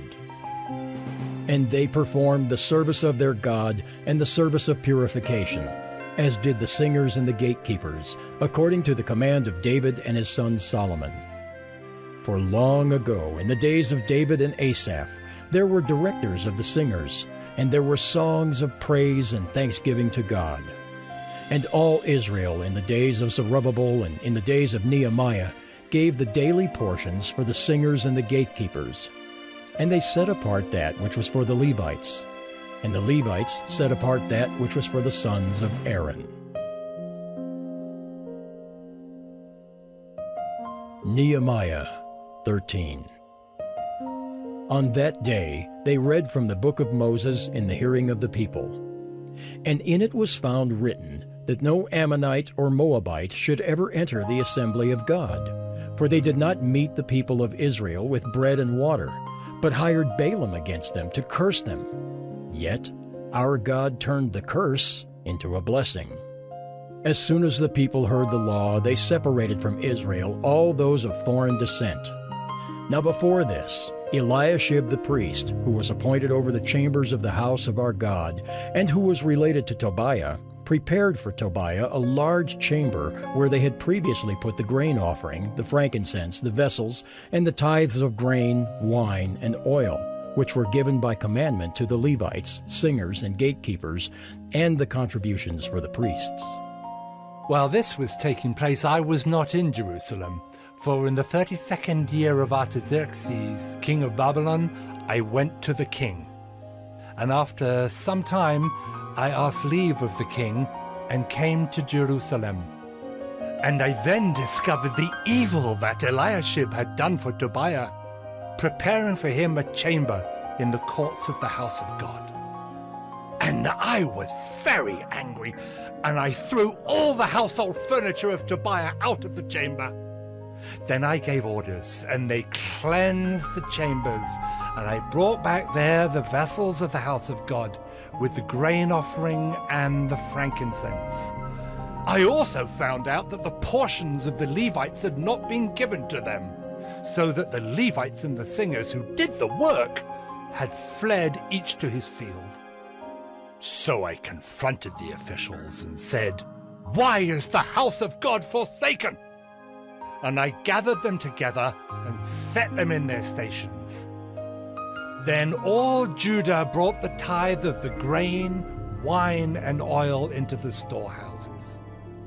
And I appointed as treasurers over the storehouses Shelemiah the priest, Zadok the scribe, and Pedaiah of the Levites, and as their assistant Hanan the son of Zakur, son of Mattaniah, for they were considered reliable, and their duty was to distribute to their brothers. Remember me, O my God, concerning this, and do not wipe out my good deeds that I have done for the house of my God and for his service. In those days I saw in Judah people treading wine presses on the Sabbath, and bringing in heaps of grain and loading them on donkeys, and also wine, grapes, figs, and all kinds of loads, which they brought into Jerusalem on the Sabbath day. And I warned them on the day when they sold food. Tyrians also, who lived in the city, brought in fish and all kinds of goods, and sold them on the Sabbath to the people of Judah, in Jerusalem itself. Then I confronted the nobles of Judah and said to them, "What is this evil thing that you are doing, profaning the Sabbath day? Did not your fathers act in this way? And did not our God bring all this disaster on us and on this city? Now you are bringing more wrath on Israel by profaning the Sabbath." As soon as it began to grow dark at the gates of Jerusalem before the Sabbath, I commanded that the doors should be shut, and gave orders that they should not be opened until after the Sabbath. And I stationed some of my servants at the gates, that no load might be brought in on the Sabbath day. Then the merchants and sellers of all kinds of wares lodged outside Jerusalem once or twice. But I warned them and said to them, "Why do you lodge outside the wall? If you do so again, I will lay hands on you." From that time on, they did not come on the Sabbath. Then I commanded the Levites that they should purify themselves and come and guard the gates to keep the Sabbath day holy. Remember this also in my favor, O my God, and spare me according to the greatness of your steadfast love. In those days also I saw the Jews who had married women of Ashdod, Ammon, and Moab, and half of their children spoke the language of Ashdod, and they could not speak the language of Judah, but only the language of each people. And I confronted them and cursed them and beat some of them and pulled out their hair.